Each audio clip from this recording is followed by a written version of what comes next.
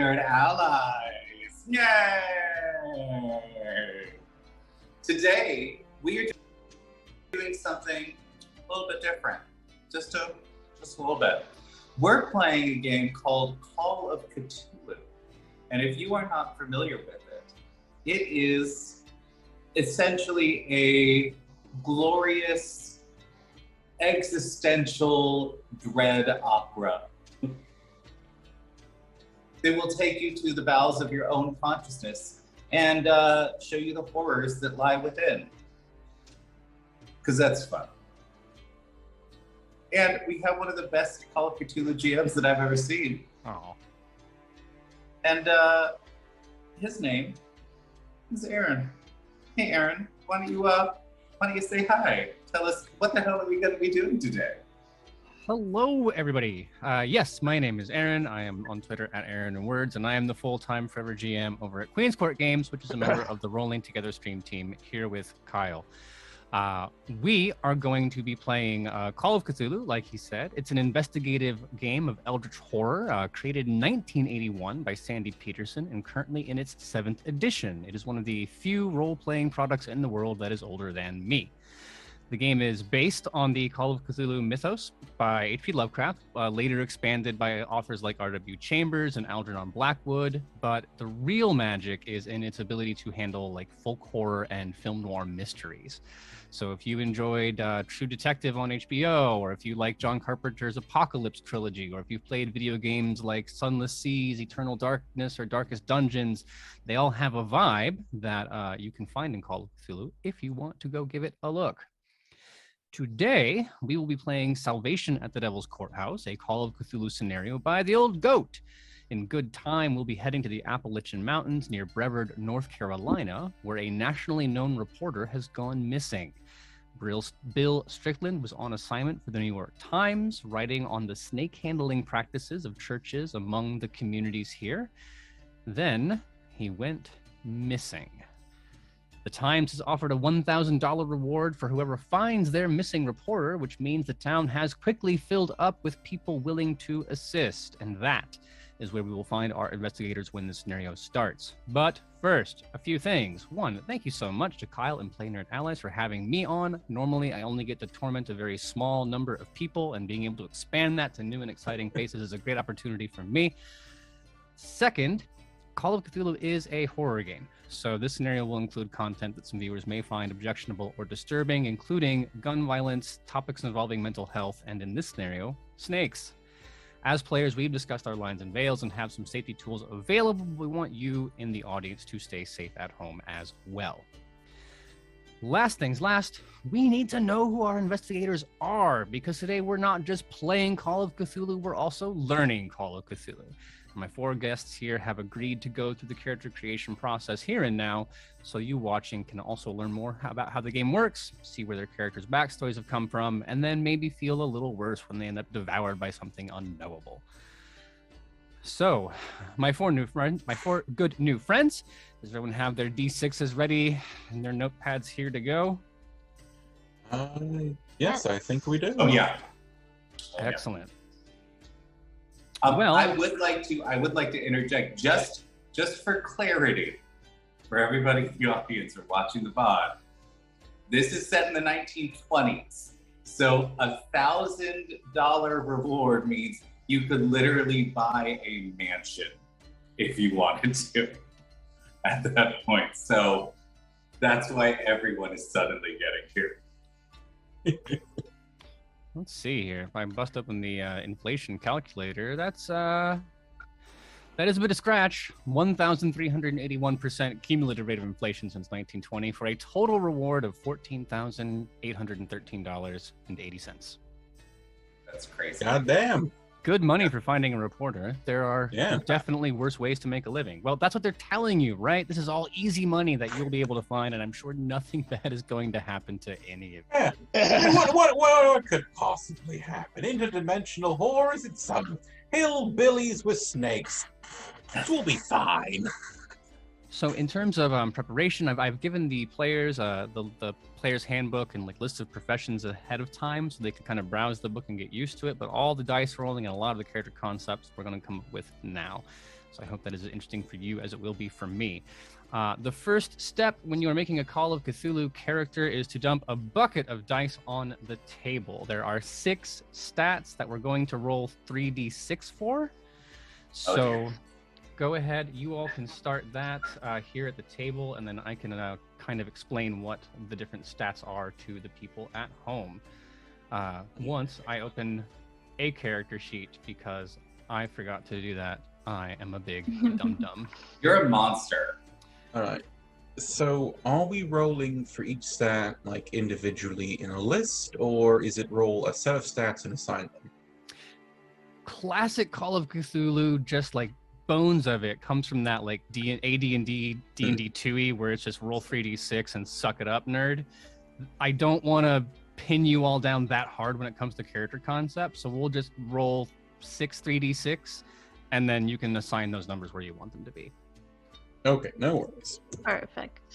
That sounds like some loosey-goosey game in there. It kind of is, but I'll tell you what You're happened. Not a real gamer. When I was 11, learning how to play D&D for the first time, my dad was teaching me, and he was a super like hardcore old GM. And all I wanted to do, like I'd read the books, and all I want to do is play a paladin. It's gonna be the coolest thing ever. And back then, you had like 4 stats. Yeah. Yeah. So like I rolled on my dice, and I'm like, I'm ready to here to go, Dad. I'm ready to play my paladin, and he's like, let me do a credit check first. Ooh, I got some bad news. My dad was like, no, sorry, we don't do that in this house, Aaron. And having been thus traumatized, I now allow all of my players to not suffer as I did in the past. Okay, so my first roll is a 14. Okay. Where am I going to put Lovely contrast to my first roll, which is a 4. Fine. 4, impressive. I am sitting with an 11. So as you roll the set, go ahead and just write down the 6 numbers, because we're going to do some more spicy math. Oh boy. The 6 characteristics that you're rolling for now are going to be your strength, your dexterity, your power, your constitution, your appearance, and your education. Or not your education, your intelligence. So you've got some room to mess around. I mean, 20 is going to be rough. There's going to be something very bad going on here. What about luck? Luck, we will do a different dice roll for. Okay. Yeah, I want to kind of keep it in order. All right, I am rolling epically over here. Like, so what I will say is that I am rolling really way too well. I don't know why. I am going to, maybe it's the Phoenix dice, because I do love a good Phoenix dice. I will happily trade my highest score for somebody's lowest. I got a 6. A 6. Actually, I got also 2 got it. 6s. Oh no. Every now and again, you play this game and it breaks the laws of probability. But here is the thing. One, characteristics they're not as impactful as D&D ability scores. So it will come up. It's going to hurt from time to time, but it does not botch the character. And second, Call of Cthulhu being an investigative game and a skill-based game, it's also highly lethal. So you can have 90s across the board in all your stats, and a deep one is still a deep one, a cultist is still a cultist. Yeah. It won't save you in that way. Yeah. So FYI, my stats are 18, 15, 14, 13, 12, 11. That is pretty good. I thought I rolled well. Jesus. Yeah, no, I love the fact that I'm 11, 12, 13, 14, 15, 18. It's a little cherry on top, you know? So I'll get my character last. Whatever we need as a group, I will. Yes. Well, you've got the stats for it. Right. Well, and again, if somebody wants to trade me their lowest score for my high, if somebody wants an 18, like I'm happy to trade it, because nobody needs this many good rolls. I will trade you a 6 for your 18. Absolutely. That way I've only got one. Mm-hmm. There we go. I believe Swarm right. was also a little low somewhere in there. But so everyone has 6 of them, yes? Yes. Yes. Okay. This is the first of the fun math part. Call of Cthulhu has some really deep DNA roots. It's in that AD&D where you need an abacus or now a calculator to kind of figure everything. So I want you to take those numbers and multiply them by 5. Oh boy. All right. So there is a chart in the book, I believe in the 7th edition book. I don't have it open in front of me, but you will take those, multiply them by 5. Took out my calculator to multiply 4 by 5 before remembering I know basic math.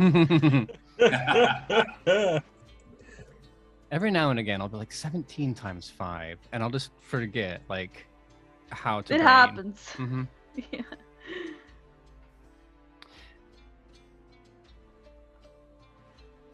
You multiply it by 5 to give you a D100 number. All the attribute rolls, all the skill rolls in Call of Cthulhu are all 1D100.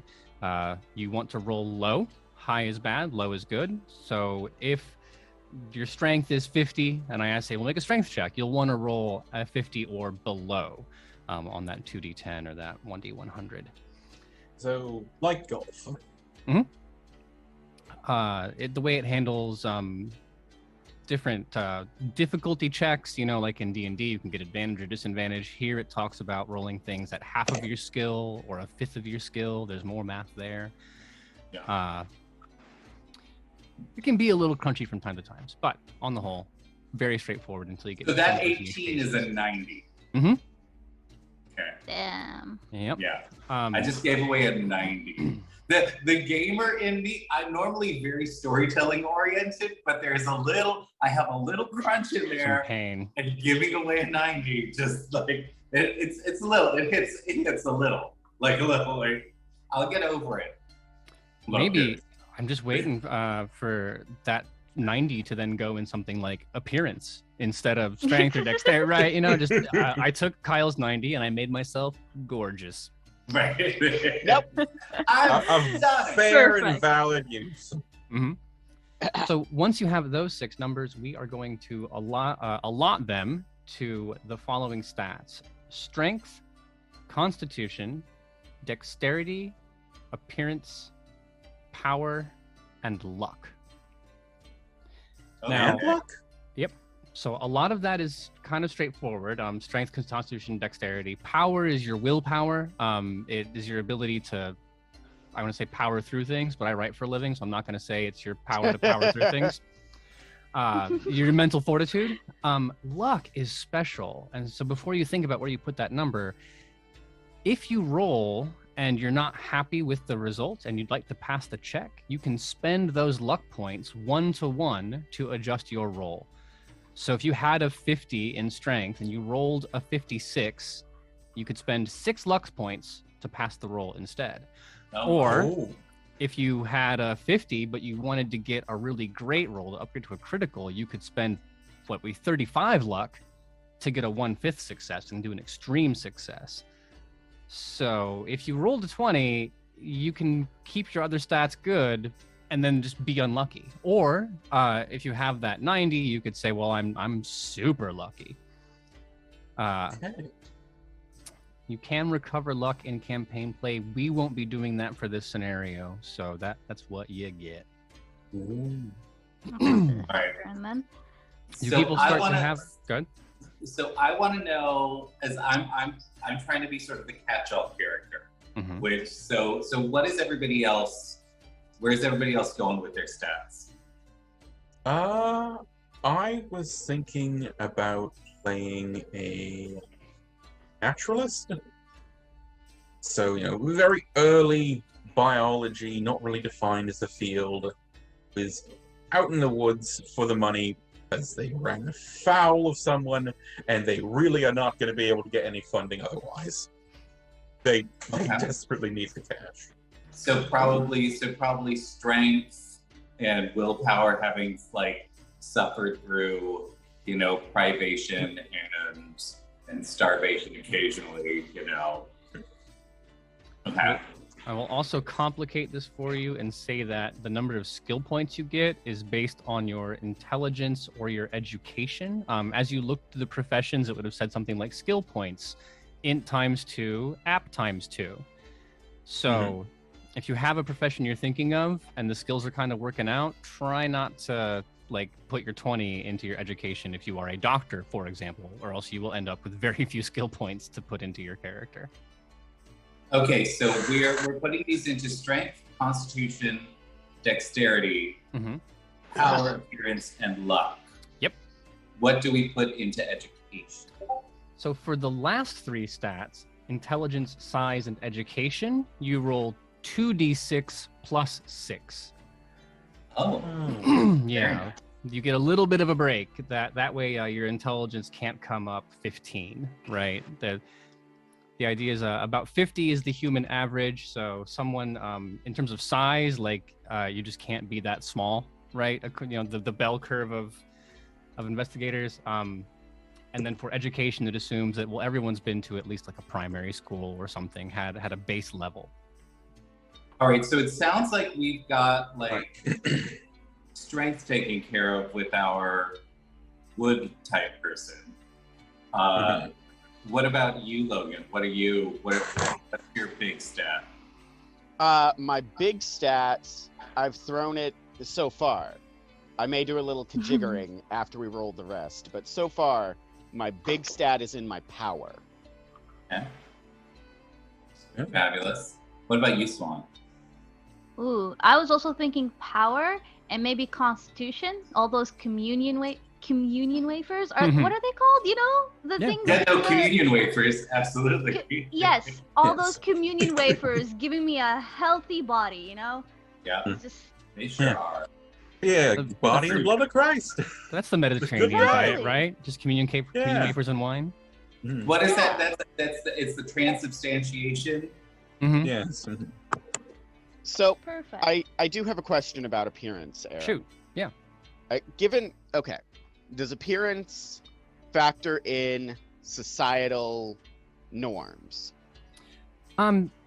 This is a thing that Call of Cthulhu isn't super good at, but at my table, like, it's the 1920s, but my thing is, like, I tell you what, there's enough, like, ism going on in the 1920s that is still going on now that I don't really feel compelled to bring it into my game and make people live it again if they don't want to. So for me, what I say is appearance is, it could be a strong personality, it could be classically gorgeous. It's a big catch-all, and what would matter for most of me as a keeper is, well, how do you express it? So... Okay. Because I am planning on playing a native, and although this is Appalachia, this is still American in the 1920s. So just different beauty standards.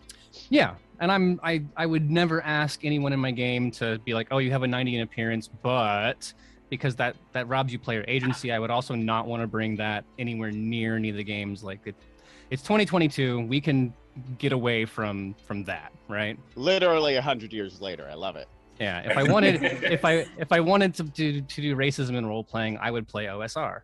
I don't. So here we are. Yeah, so just a catch-all charisma stat for appearance. I don't like the hard-nosed, like, well, if you roll a 15, you are just hideous, right?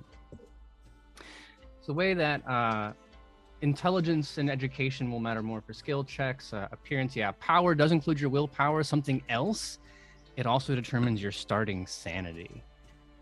Oh boy.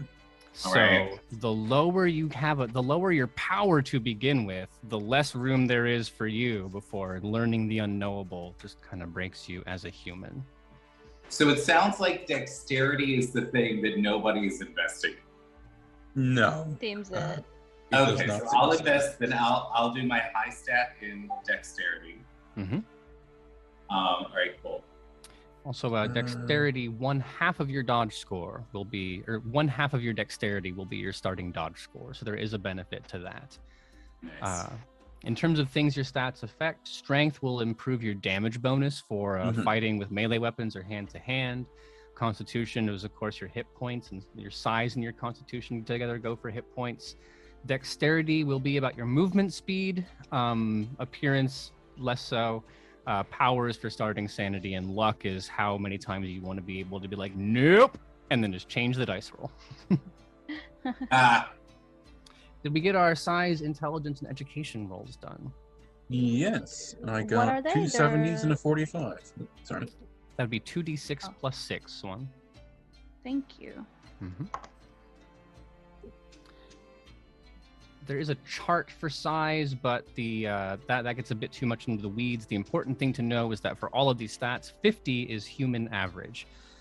So that 90 that got passed around puts you in the top 0.001% of human beings on the planet in terms of that thing. Which is why, a 90 in appearance would you'd be Helen or Hector of Troy at that point to play a game where we launch ships instead. wouldn't that And be it- cool? These last three are 2d6 plus 6, right? Mm-hmm. Fantastic. All right, so what I'm definitely doing a skilled character my character's going to be 65 years old, so they've been around the block. Oh my. What's what? And all right, so what is it? It's 2d6 Plus 6. Plus 6. plus 6. Intelligence is your raw intellect. Education is formal learning. Size is size. Mhm.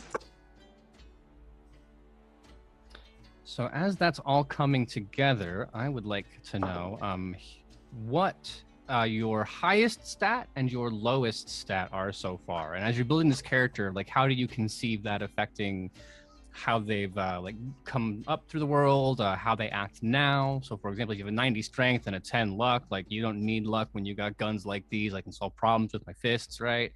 Or if you have a 90 in POW, what makes you indomitable? Is this something that happened? Have you always just been really headstrong? That kind of thing. Mhm. Kyle, it's your show. I feel like if I don't let you go first, I won't be hired again to come back. So what are your stats there? I mean, I'm just gonna let you know right now, your beard is not glorious enough to ever come back to my house. So, like, you are always welcome, Aaron. You're fabulous. Thank you. All right, so let me finish figuring out these stats. For So are we looking for all the stats or the original 5 or the? Yeah, just out of all of it, what's your best and what's your worst? Okay, so my best out of all of it is going to be 80, and my worst is going to be 30. Have you decided where to stuff those yet, or should I come back to you in a bit? Okay, so well, it depends on sort of like backstories where we're going. I feel like I'm probably going to end up being a skill monkey. So would the 80 be better in intelligence or education? It's going to depend on your profession. If I'm trying to be a skill monkey, my theory now is that I'm 65, I have been around the block, and the reason I'm here is because I'm actually hunting for weird things because I've seen them before. Mhm. So like maybe like an occultist type, something like that, where I come from wealth, and that's what allows me to go around the world and try to see what's happening with these strange things. Mm-hmm. Well, when I say it depends on your profession, I'm not trying to be snarky because the different occupations use a different formula. So for example, if you mentioned being coming from money, if you are a dilettante who is dabbling in the occult, your skill points are based on education times 2 plus appearance times 2. Okay. If you are an engineer and your skill monkey is like literally like skill monkey wrench, that's education times 4. Ooh. Okay. So I know in the chat I posted a list of sample occupations. I know some of you have the book. They're all a little bit different, but it's something to consider as you put your stats down. If you're like, yeah, I want to play a criminal, then you'll want to make sure that you get a stat off in that direction just to make sure you don't shoot yourself in the foot in terms of your skill allocation. So, for example, for me, I have education times 4. That means I should put something in education that's pretty high. Yeah. Okay. You don't have to. I mean, you could if But you it's, want. it's, Yeah. yeah. The game's perfectly. If you Okay. want to play a dumb doctor, the game is ready to let you. But Yes. I'm All right, then so I'm gonna do. I think I'm gonna do mechanic. Like I'm an old school. Like my dad is a robber baron, and I spend my time inventing things in my luxurious lab. Mhm. You know, like there's. If you survive this in 10 or 15 years, you'll be buying up the patents of people who work under you and building a railroad. That's right, I will. The classic 1920s experience. How about you, Logan? What is the top of the skill chain and the bottom? I believe you're muted, sir. The top is that power, and the bottom is that appearance. Oh, Ah. all right. And then Swan, how are you doing on the skill allocation? My top is education in 85. You can see where my question came in. Mhm, And my bottom is strength at 20. That, yep, no. Also, same Yeah. same kind of thing. Education 90, strength 20. Right, I get it. Let's go. And then Henry is your character name. I'm sorry, we just met and I have forgotten your Oh, that's real life okay. name. You can just call me Madman. It's all right. All right, Mr. Madman, what is your top skill or top attribute and your bottom attribute? Well, being a hardy, outdoorsy folk, he's been roughing it for a while. His top is Constitution. He's also a mousy deer in headlights who's got a very ordered view of the world. So his power is 30. He's Ooh. not. If any character's going to lose their bloody head, it's going to be him. Indeed. Well, that's, you know what? We'll see. So from there, and Kyle has already touched upon this, the age of your character does matter. So I think the right way to do it would be for you to tell me how old you are, because I think once you figure out how it works, it might nudge your brain unconsciously in a direction that you don't want it to go. So do you have a sense for how old you are? You can say like, I'm in my 20s, I'm in my 30s, 40s, 50s. I'm Early 65. Mm-hmm. I think early Put a 40s. solid 37. Oh, 30's sorry. good. I was you- thinking late 30s, Okay. mid to late 30s, somewhere in there. And then Mr. Madman, you were saying 40s? Early 40s. Okay. Well, let's start with the spry chickens among us. Those of you in your 30s get to make an education improvement check reflecting the things that you have learned as you've lived. So roll 1d100. If that number is below your current education, you will get some more education. Ooh. Oh, it's definitely below. I So rolled roll- 7. There you go. So roll 1d10 and add that to your edu. Oh, damn. Mm-hmm. Did you get any smarter, Swan? No, it's a 93. That's you don't need any more book learning. You've got God. That's right. Mr. Madman, in your 40s, you will do 2 of those checks. Oh my god. Oh boy. All right. And You- it's just okay. Mm-hmm. Roll 1d100 twice. Strictly speaking, you would do 1 check, then make the adjustment, then roll the second check and make the adjustment. Okay. I almost wish I reorganized my stats. Oh, yeah. Did you miss by a little bit, or did you win? Oh, but now you have a bajillion. No. I had to dump size because I Mm. didn't like. Okay, let's see. All right, and it's above. We're shooting for. We want to be low. Low numbers are good. Oh, okay. Yeah. Easy way to Yeah, remember that is low means you live.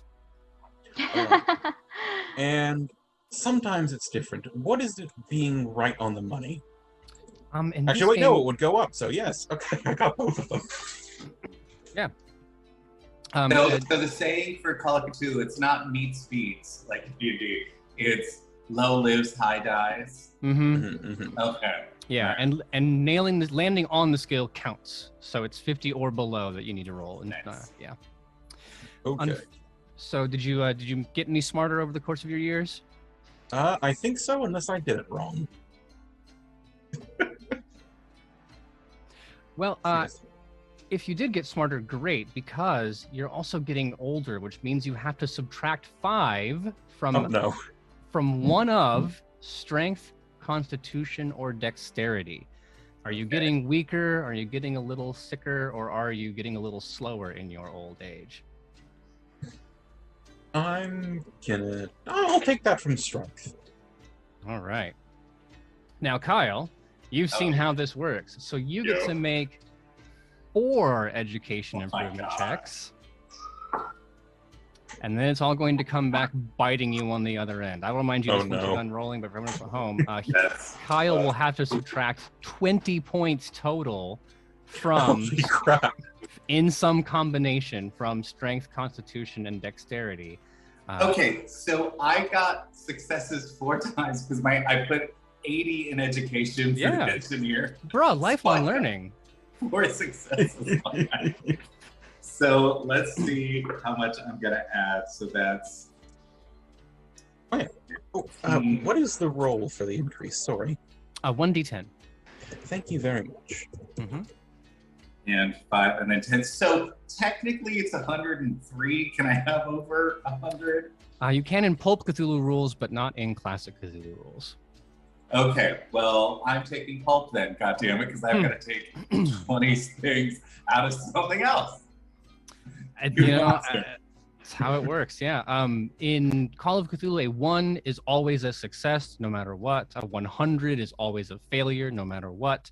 So in the classic rules, having a 107 in the stat doesn't matter, because a 100 is always a failure. In Pulp, they add that because having a 107 will make your 1/2 and your 1/5 values go up, which makes it easier for you to crit. But in Classic, they just say you cannot be. So yeah, no, I mean, Kyle is one of the smartest people on the planet in the game. I'm sorry, no. My character is one Right, of the yeah. smartest people on the planet. There is. Well, I will attempt to do them justice. Mm-hmm. Now, from there, once everyone's done all of their improvements, the game will let you play. So, sorry, hold on yeah. 1 sec. So, what are the choices I have to subtract things? Yes. You have to subtract 20 points total, and you can arrange it however you want. 20 points total from strength, constitution, and dexterity. Okay. So you can Cool. take 5 from one, 10 from one, 5 from another. The game is also ageist in that as you get older, it reduces your appearance, but I don't like that rule, so we won't have to do it at my table. Very cool. Otherwise, being in your 60s means you lose 15 appearance, and that's just mean. Ooh. I've never heard of Because you can be gorgeous at any age. So I've heard. Exactly. Oh, look. Gray looks good on some people. You should add some time. Mm-hmm. That's some extra appearance coming in right there as my beard salt and pepper. Yeah, exactly. I've got a couple silver hairs. They look great. Mm-hmm. Having one is a problem. Having a bunch is okay. Just one, come on.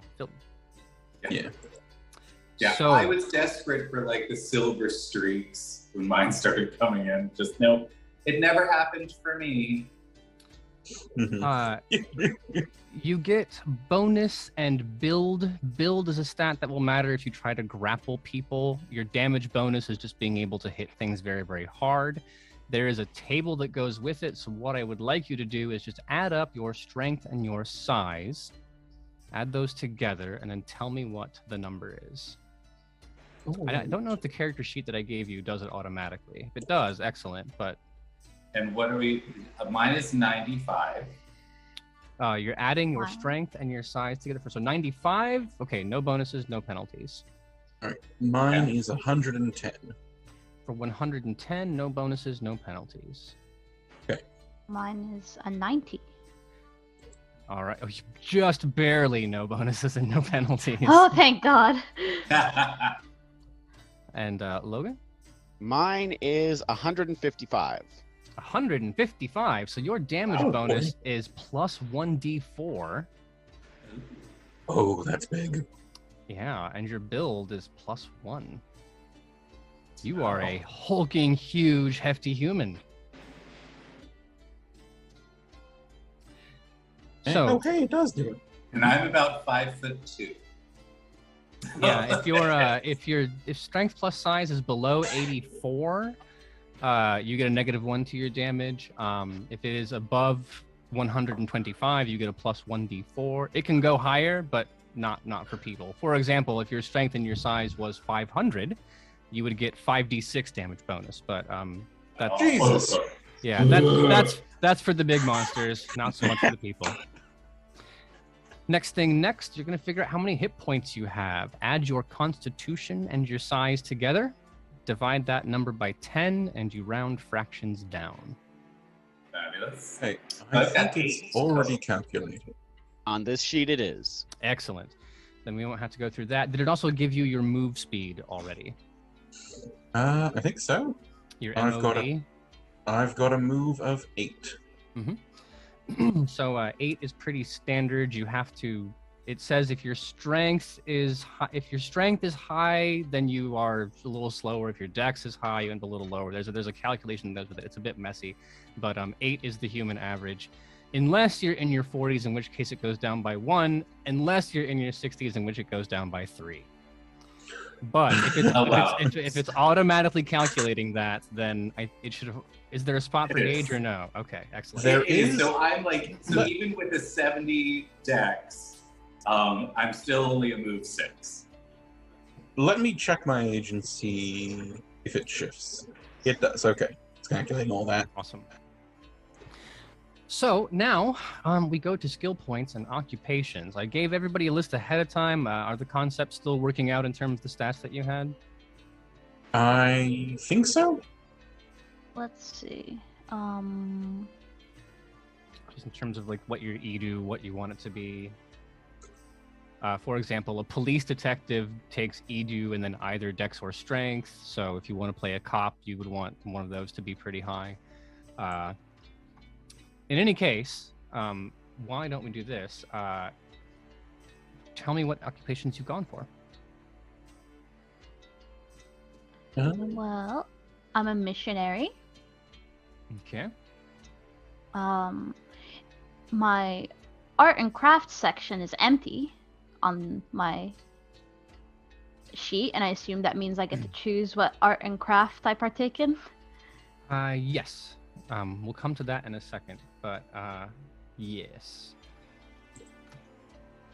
What about you, Kyle? What did you pick? So I'm waiting till everybody else does their Sure, thing. fair. So Okay. but I'm thinking engineer. All right. Mr. Madman, you said you were an outdoorsman, like a drifter, like a park ranger, Oh, like a hobo. No, a natural historian, actually. Oh, wrong kind. I was the educated Yes, kind of sorry. person who lives in the woods, as opposed Yes. to the. So where in the occupations list do you suppose that fits? So it's classically Lovecraftian, occupation-wise. There's antiquarians and artists and authors and dilettantes and drifters and entertainers and farmers and so on and so forth. For being a natural historian, there should be a scientist one on this list, but there isn't. It has hacker, but not scientist. Thanks. There's a Professor. Yes, which conveniently has any 4 other skills as academic or personal specialties, which can round out the list quite well. So let's go with that. Yes, professor of natural history. You don't actually have to be teaching. You can just be off on your own, but we'll use that skill set for now. Logan, what were you going to head with? Well, with an edu this high, I have to be something that actually has an education. So let's go with, actually, I was thinking Undertaker. An Undertaker. Which of the sample occupations are you thinking that fits under? If nothing else, I think the Doctor of Medicine. For sure. All right. Because So- go ahead. Oh no, by all means, talk it through it. Because I remember in previous editions they did have Undertaker, but I'm not seeing it here, so I think Doctor of Medicine probably fits best. Yeah, there's a huge big list in the companion guide. It also says if you want to make your own, you can just pick 8 skills that are your specialty skills and kind of explain why that's the case. But for first-time play, I like to keep it on the list that way. It's also thematic. The things on here, that's with fine. the exception of hacker, that's weird. Well, there you have it, Kyle. We have a doctor, a professor, a missionary, and then...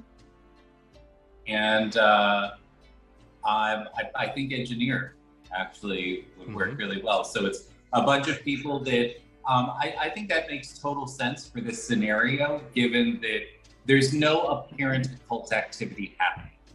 It's just a bunch of people that showed up because this is very interesting. I showed up because I have suspicions, and I feel like I'm trying to build like the first ghost trap or something.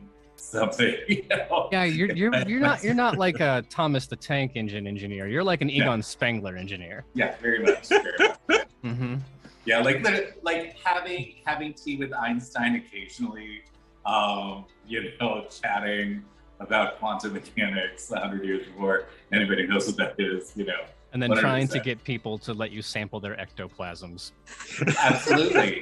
It's really important that you distill someone's aura down to a drinkable substance to truly know them. Okay. It's not all that. I mean, if you look at how science evolved over the ages, like until you get to the 1800s, there wasn't really a distinction between like science, parascience, and magic. There were just things that we understood and things we didn't. There was very little scientific method. Yeah. I mean, so like Isaac Newton discovers gravity and then spent the rest of his life trying to do alchemy. They just didn't really separate those things. So being a weirdo who's like, yeah, no, I build bridges and also, sample people's plasms. Sure. Yeah. Especially because this is the 1920s, you're 67. Yeah, you'd have been born in the 1850s. Yeah. No, I legitimately probably saw a bit of the Civil War. As it turned out. Oh God. No, your dad is it literally is a robber baron. Like, because your dad carved a railroad out of human misery, and now you get to be a goofball engineer who, I love this for you. So for doctor, yes, that is ×4 EJU in skill points. Engineer is also ×4 education. Professor, easy, ×4 education, and missionary is also ×4 education. We're a very educated party. So here's the thing. At this point, the number you get when you multiply your education ×4, that is the number of skill points you have to spend. And on the professions sheet, that tells you what your 8 class skills are and where they should go. So for the missionary, your class skills are, or not your occupational skills are arts and craft, first aid, mechanical repair, medicine, the natural world, 1 interpersonal skill, a social skill like charm, fast talk, intimidate, or persuade, and any other 2 skills that you want. All right. I can link those for you all in chat, so that way you have them ahead of you. I think also this sheet gives you a little button you can tick next to a skill. Yeah. That is for skill improvement, which we can cover later, but you can use it now to keep track of which ones you have access to. And so when we multiply our education by the number, that means we could only pick those skills within the numbers we have. Like I see a percentage near the skill. So if I picked, for example, arts and crafts, which is 5%, I just minus 5% from the education thing. No. So the numbers you see in parentheses are the starting skills. That is the base level that every single player character can have. So whether or not you put any points into sleight of hand, everyone has a 10% chance of being able to hide something in their back pocket. The number that you get from education, I don't remember what yours was, but if your education is 50, you get 200 skill points that you can then spend to raise these numbers up. So you could spend 45 of that to get a 50 in arts and crafts. Gotcha. And can't spend anything on a skill you don't have. Correct. There's an entirely different. That's the next step. Is we get to what are your personal interests, and oh my god, I really want this skill, but I can't get it because I'm a professor. Well, professor's a bad example because you can pick a ton. Yeah, but it's more. There's a little bit of extra room for you're like, oh, I really want to be able to climb, but I don't have climbing as a class skill. Well, we can fix that. If you have art and craft, yeah, you get to pick a specialty that goes with that. Unless, for Kyle, your example, your art and craft is technical drawing, that is the class skill. The science is either engineering or physics. So sometimes it's pinned down, sometimes it's not. The most narrow ones are usually the like antiquarians, the engineers, the professors. Criminals get a whole big wide list to pick from. Dilettantes can just be anything really. They have to take fine art, but they can just whatever. You're rich. You can learn whatever the hell you want when you're rich. You don't have to have a job.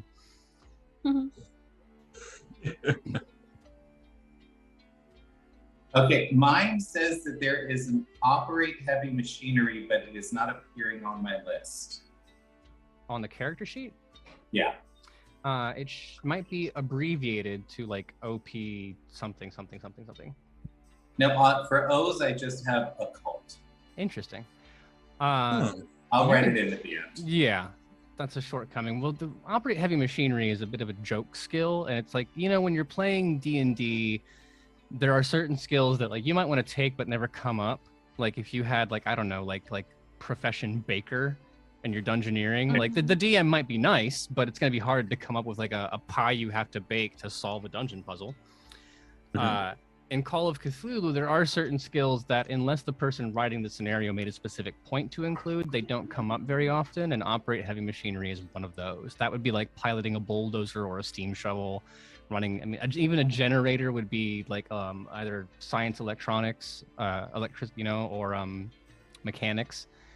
So operate heavy machinery is a bit of a joke skill that is hard to put points into. Pilot is also the way. I have been playing Call of Cthulhu for 15 years and had one adventure that involved a pilot check. And it's worse because you have to specialize in either boats, planes, or hot air balloons. Oh my god, I love it. Done. So there goes my balloonist concept. All right, so I get one free skill. Yep. That I can choose everywhere. I'm gonna. Is it a good idea to hold back on the free skills until everybody has sort of figured out what we've got and what we need? Yeah. When I'm running a campaign game of this, I'll actually make a spreadsheet and kind of fill in, so then you can kind of see where people's where there might be something missing. So that's pretty good to hold off on.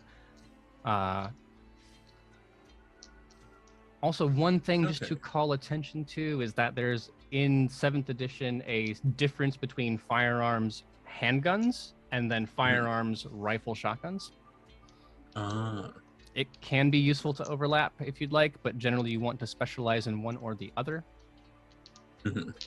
For languages, I am not the kind of person who makes you pick ahead of time.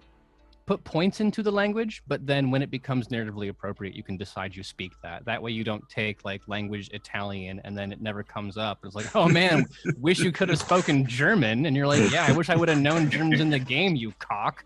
So if you have language points, just leave the line of that blank. And then at some point you can be like, oh yes, no, I do speak Cantonese or whatever. Who doesn't these days? I mean, come on. I'm gonna go off on a limb and say no one in North Carolina, Appalachia, 1920s speaks Cantonese, but you never know. You never know. Well, you know what? You could have now. Fuck you. Yeah. Make all your own choices. You could have some people who came down from Canada on the rail lines after that old fiasco. Never mind. I actually have a question. Shoot. Natural world. That's the one you're looking for. Okay. All right. And Is there like a meaningful difference between if I were to take biology as a science, as one of the free ones, and natural world? Yeah, biology is going to apply to like human beings,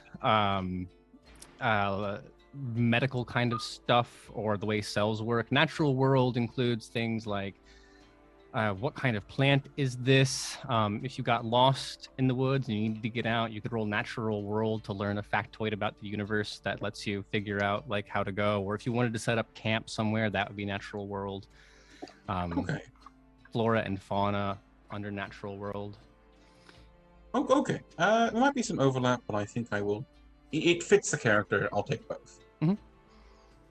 And I know in other games by this publisher, there are limits to how much of your points you can put into each skill at every stage. Not for this one. Or at least if there Okay. are, I have been playing it so long that I house ruled that, and it is now real in my brain. I'm all about player agency. If you want, if you have like a 12 edu and you get 60 skill points, and you're like, nope, I'm putting it all into operate heavy machinery, and if there's a steam shovel, I'm here to help. I don't care. Do it. And as a GM, I will do my best to put a steam shovel in this adventure for you because This is the way. That's funny. because you have signaled to me that you want to drive a fucking train. So I'm going to put a train as best. I mean, obviously not going to be finding a train in the mountains of rural Appalachia, right? But I'll do my Except best. for that one guy that has his train. Mhm. Yes. Super important. So yeah. Also, inexplicably, the cult has decided to use a train engine refitted into a power generator for some There reason. you go. It's really important. They do Oh, encourage you as a keeper to be liberal with skill use, but you do end up running that problem where like someone wants to do something and they're like, oh, can I roll acrobatics instead of athletics? Are you doing a backflip? Yes. And it tries to avoid that, but there are some that are very hard cut and dry. This is the solution is to do backflips everywhere for everything. Absolutely. Something else I will call your attention to is that there are 2 different skills for awareness. One is spot hidden and the other is listen. So it is definitely the case that you can have a base 20 in listen and a 90 in spot hidden. That's fine. It just means it doesn't mean you're hard of hearing. It just means that like your ability to pick out those clues isn't there. But if that's something you're worried about, you want to make sure that at least one person has each. I got spot that hidden. Makes sense. Right. Oh yeah. Should we go over what our current stat loadouts are before we put points into them? Normally the way that I like to do it, because when you start to focus on the numbers, it gets a little weird. So That's I would fair. prefer if you told me a story about someone who is good at this and this, and like okay at this, without having us sit here and be like, well, I've got a 90 in spot hidden, I've got a 32 in survival, I've got a 7 in persuade, and so on and so forth.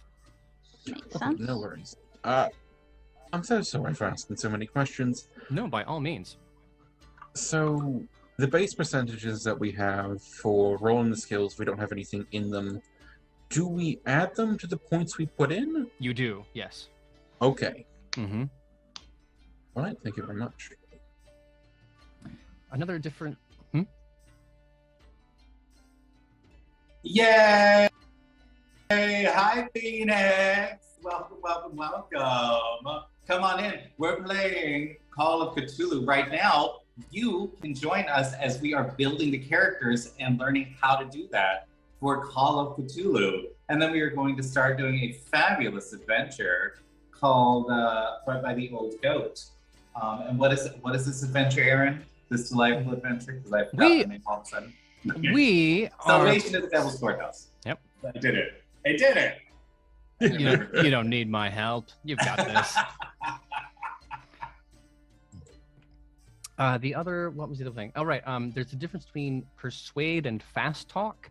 And this has been a bugbear in the Call of Cthulhu community for quite some time because persuade is changing someone's mind in like a believable, logical way.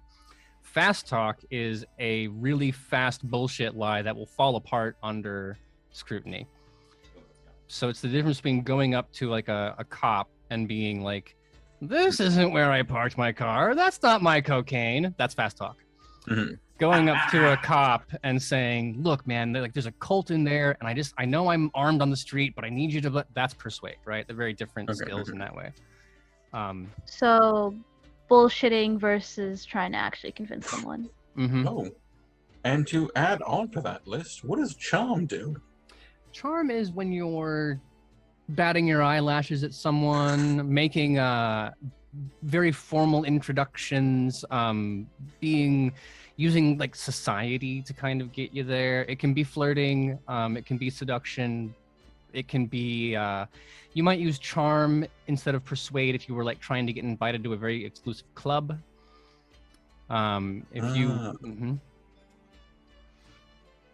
You would probably use charm to get a I would take either charm or persuade to like get a merchant to give you a discount, maybe. Okay. In most Right, so cases, I am putting some stuff into a cult. Is anybody else doing that? I am making a point not to.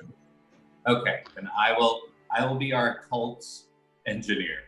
Yes. I should also tell you that under no circumstances can you start with points in Cthulhu mythos. So that is a skill that you get through play and by reading the naughty books, the other naughty books, not those, Sorry. or by encountering in person unnatural things. Sometimes you'll hear the words mythos things. I like to use unnatural because that's very clearly out there. When it comes to sanity in this game, it doesn't really distinguish between like losing your sanity from just ordinary human violence and supernatural violence. Some people like it, some people don't. But yeah, Cthulhu Mythos is your ability to like see a monster and be like, that is a Byakhee. Or no, it's a deep one. Ah, no, it's an interdimensional shambler, which is not anything any of you would know about. Yeah. All right, I'm going to. Yeah. Climb is not just climbing things, it's more towards the mountaineering, scaling buildings, burglar kind of climb. I consider it a dick move when someone's like, well, I want to get up on that roof, and I'm like, make a climb check. Unless you give them a bonus, because most human beings, like, they might not be elegant, but they could find their way on a roof if they needed to. You don't need to go to mountaineering university to climb on top of a shed. Yeah. There's and we're only allowed to put points into the things that we know, right? Yes, for this stage, it's the 8 skills that are on your list. That includes your credit rating, by the way. Credit rating is both a sign of social status, but also how much pocket money you have. It is more important in campaign play, but for example, instead of charming your way into that club, you could roll credit rating and be like, do you know who the fuck I am? Nice. Which is something I always forget. Every time I always want to bring that up, because every time I have people make characters, like, well, wait, now I gotta go back and do the math again, and I feel bad for that. You should also look, because your profession will determine how much credit rating you can have, which I did not link the first time because I am not always good at this. But for example, an engineer, your minimum is 30. And I cannot remember if you have to buy up to that or if you start there. So which one sounds more fun? More skill points sounds more fun, right? Yeah. Yeah, so, sure. So then you get the starting rating for free. And if Sandy Peterson has a problem with that, he can email me. Also, may I optionally, for nothing, just lower it down more? Yeah, sure. Yeah. Because I've got an idea for the character in my head, and it involves severe financial troubles. Yay! I mean, that explains why you're here. Yay. Yeah, Dilettante has the most, obviously. They can go up to 99. Criminals cap out at about 35. Drifters are less. There is an elaborate chart in the book that tells you exactly how many dollars per day of like liquidity you have and like where you kind of sleep normally. But the big break points are like 10 and below is definitely like rail hobo. 10 to 30 is lower class, 30 to 60 is middle class, 60 to 80 is upper class, and then above 80 your Bruce Waynes and your Rockefellers and your all that. Everything's settled there. There's only one more step we have to go to before we just go to the thinky parts. Oh dear. Ooh. I still need to put everything in everything. Mm-hmm. I like the skill system. I'm a huge fan of skill-based RPGs as opposed to like class and feat-based RPGs. I think it gives you a ton of flexibility. And I like the idea that every point you put in a skill is a little story you get to tell. So if you decide I have a 90 in the natural world, a 10 in biology, cool. That's because you're a professor. But then how did you end up with a, I don't know, like a 45 in jump, right? Like, where did you pick that up? And it doesn't have to be an especially complicated story. You could say, oh, I did long jump in college. When I went to Yale, I was on the long jump team. And that's cool, but it's something we know about your character now that we didn't before. Yeah, I do love that. Oh my gosh, it's one of the things, like especially in D&D, like when I'm doing session series with people, it's all about how did you learn this? How did you actually get this proficiency? You have to have spent years doing this thing. Where did you learn this? And it really helps to like ground backstories, and not in a, like, I'm all about if somebody wants to hand me a 40-page backstory, absolutely.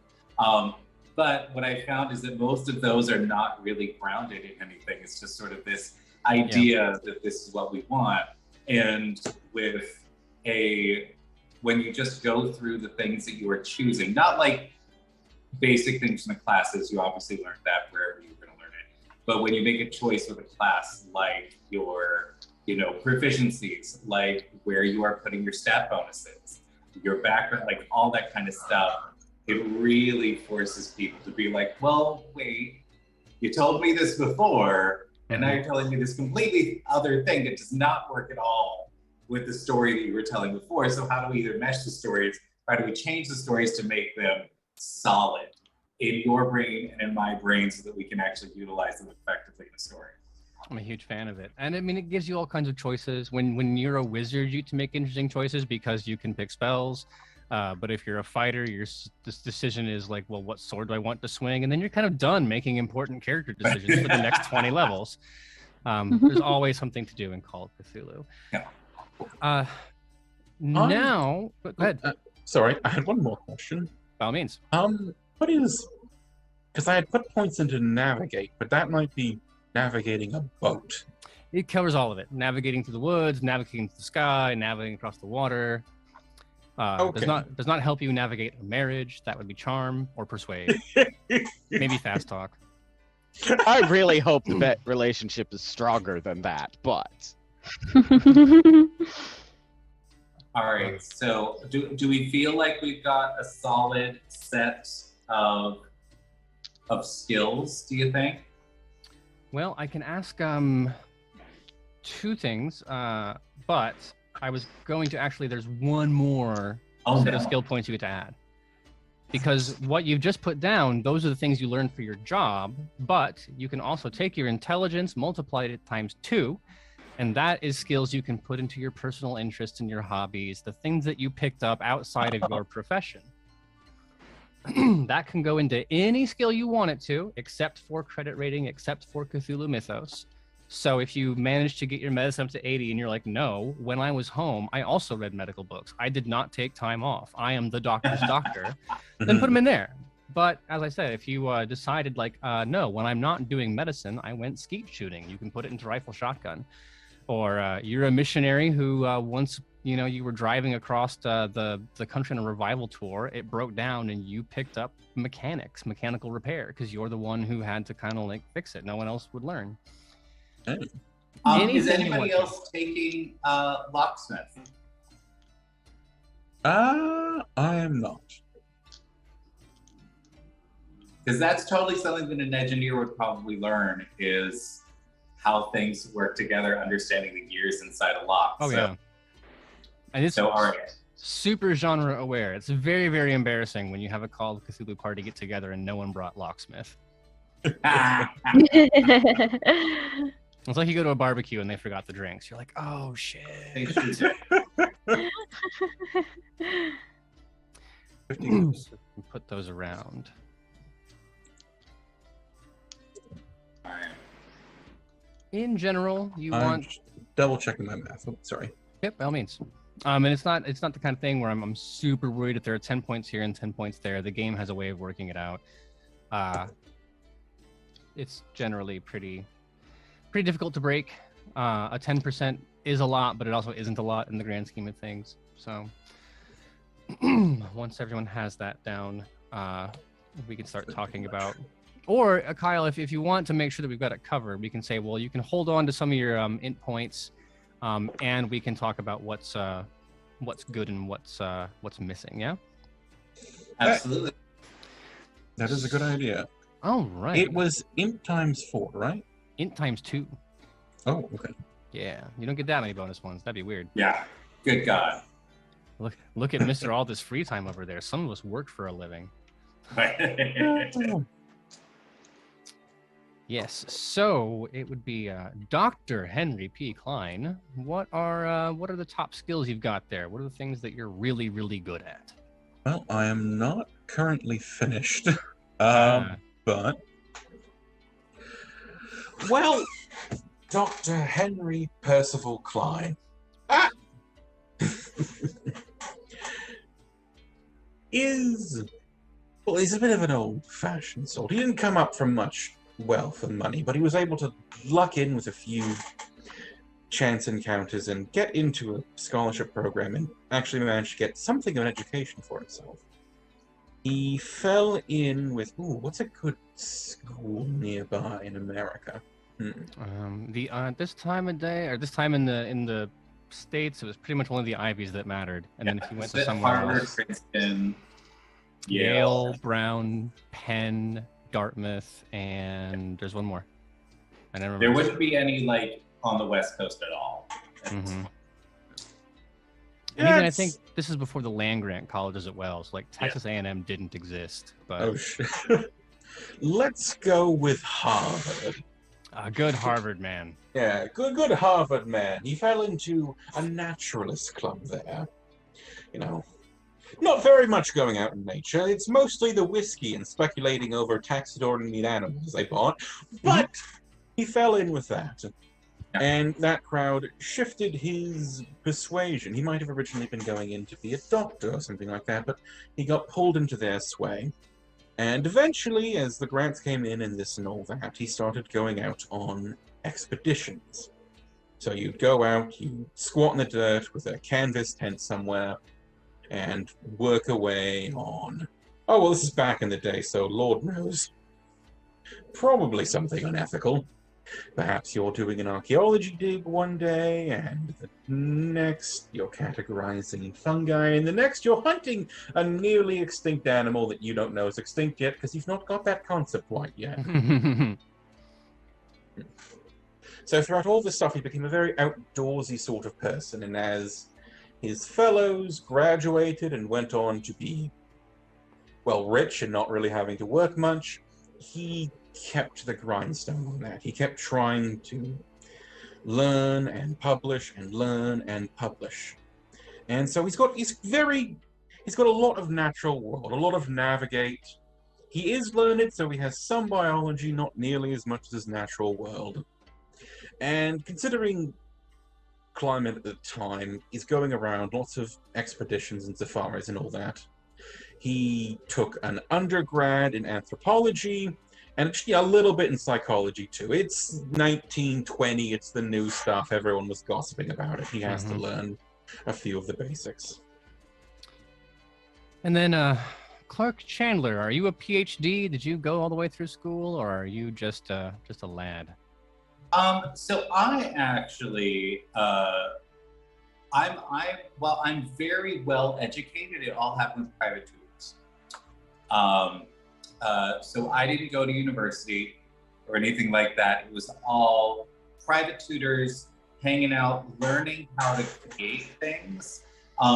my father had a concept for an automated motor vehicle that he was working on, and it started to really catch on until Henry Ford jumped into things and destroyed my family's fortune.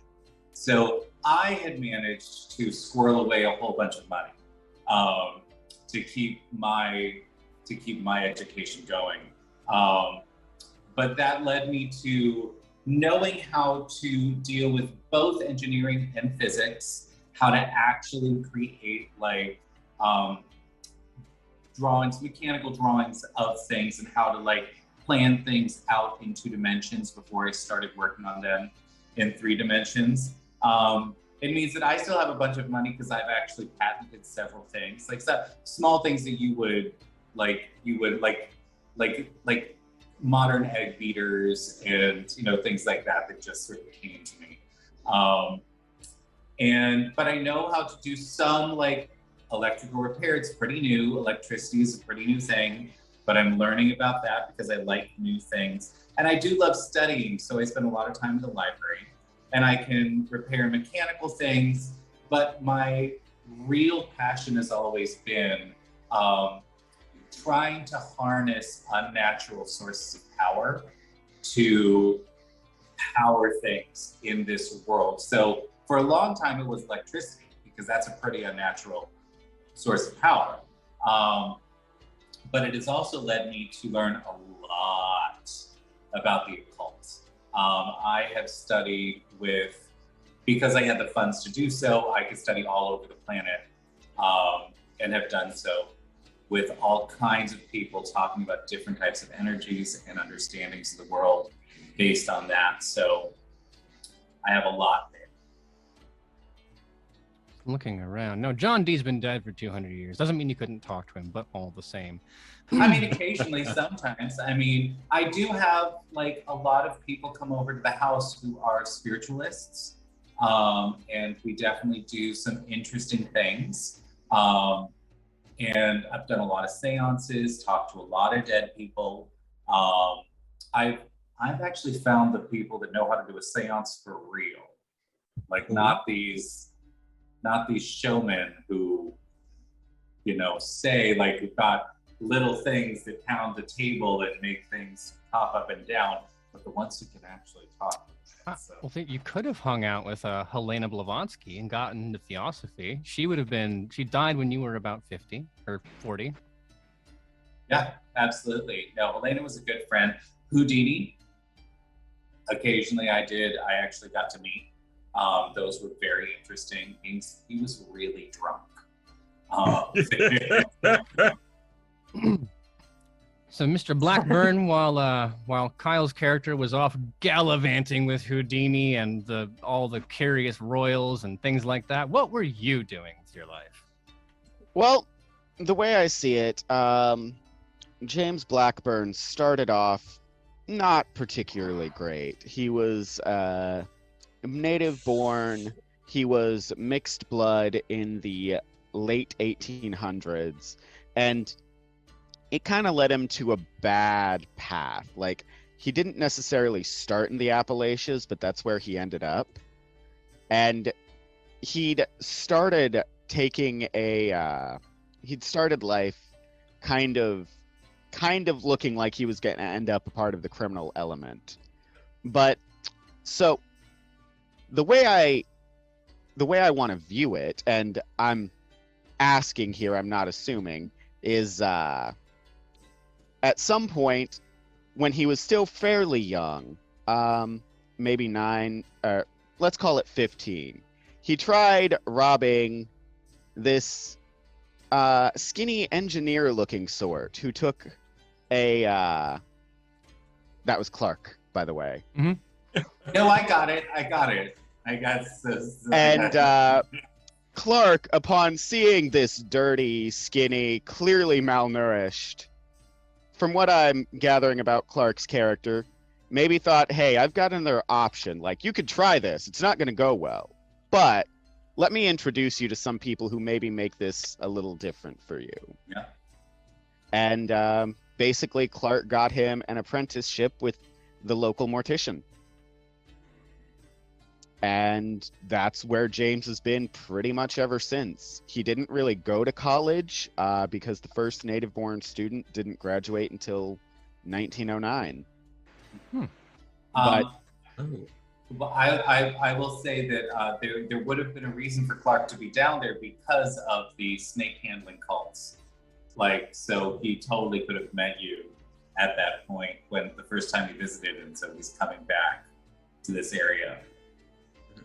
And James has been essentially, while nobody really necessarily likes him all that much, he's kind of stoic. He's kind of, he's definitely knows the treatment he's gotten on occasion, and he's not particularly happy about it, even if at this point he is a recognized figure in town. And everybody's like, yeah, that's we call him Chief. He doesn't like it, though. No. So awful, but even like, you know what? Considering the other options. Exactly. So he's gotten into some scraps over the years, so people know that this Doc got hands, but he's still the guy that the cops are going to call. Like, is this a bullet hole or a bear claw? Being a medical doctor when you're like 6'6", 250, and it is muscle Exactly. from top to bottom. That is exactly what he is. And he's a member of the local gun club, and he's been to the bars, although that he doesn't do that often for some reason. So that's kind of who he is in life at this point. And then lastly, but certainly not leastly, Mother Swan. Hello. All right. Sister Dorothy, or Dot, as she tells people to call her, was educated in the best school known to men, the School of Life, God's own creation. She was raised in a nunnery. Is that what they're called? Like Convent or a nunnery. Mm-hmm. Yes, and she has led most of her childhood in turmoil. She was not very religious growing up. She was more of a scrappy fighter, more of a enjoying the hedonism of life in that time period, especially. And it took her a while to settle down. Most of her 20s were spent just fighting and struggling to get by through life until she settled down, found God again, found the path, realized what she wanted out of life was not a life of struggle, but a life of calmness and spirituality, and she wanted to guide people in the same direction. So she became a missionary, which isn't very common for someone who grew up with nuns, but she's forging her own path. She knows what she wants to do, and she set out to just educate people about the Word of God in the area. And $15,000 in today money could do a lot of educating. Mm-hmm. Exactly. No, she's doing it out of the goodness of her own heart, but the money is a good bonus, Doesn't hurt. See, I think you've got a really bad calculator there, because I know that $1,000 in 1920 could have bought more than a house. I was using the one from the Federal Reserve, but it's possible there was, I don't know, there might be a mistake somewhere, I don't know, but that's what it just told me. And I think at this point, where the adventure is located, it would be the Eastern Band of Cherokee, who were indigenous in the area. But I do not know enough about the region to know how that was going in the 1920s. I just assume poorly based on a broad understanding of American history, but... With the Appalachians specifically, slightly less poorly, because you had a lot of lower class people, like your miners, your unskilled laborers, quote unquote. You had a lot of people of, like, that's where a lot of former slaves kind of ended up. And it's there's a lot more mixing. That's where we get the Melungeon people at this point, like today. So slightly less poorly. Like, it is believable that a native person could mix into town, even if not necessarily always happily. There are people who are always going to be poor to them, but sure. you know what I mean. Well, with those skill points allocated and those stories told, that wraps it up.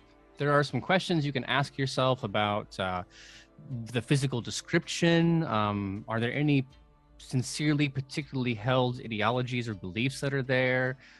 Is there a trinket or a treasured possession they keep, or a few traits that define them? I'm a huge fan of the kind of forged in the dark. Give me like 3 personality words to describe you. But once you have all that on paper, that is called Cthulhu character creation. So Kyle, I think if you want to take a break here, and then we can come back and see what goes. Yeah, let's do it.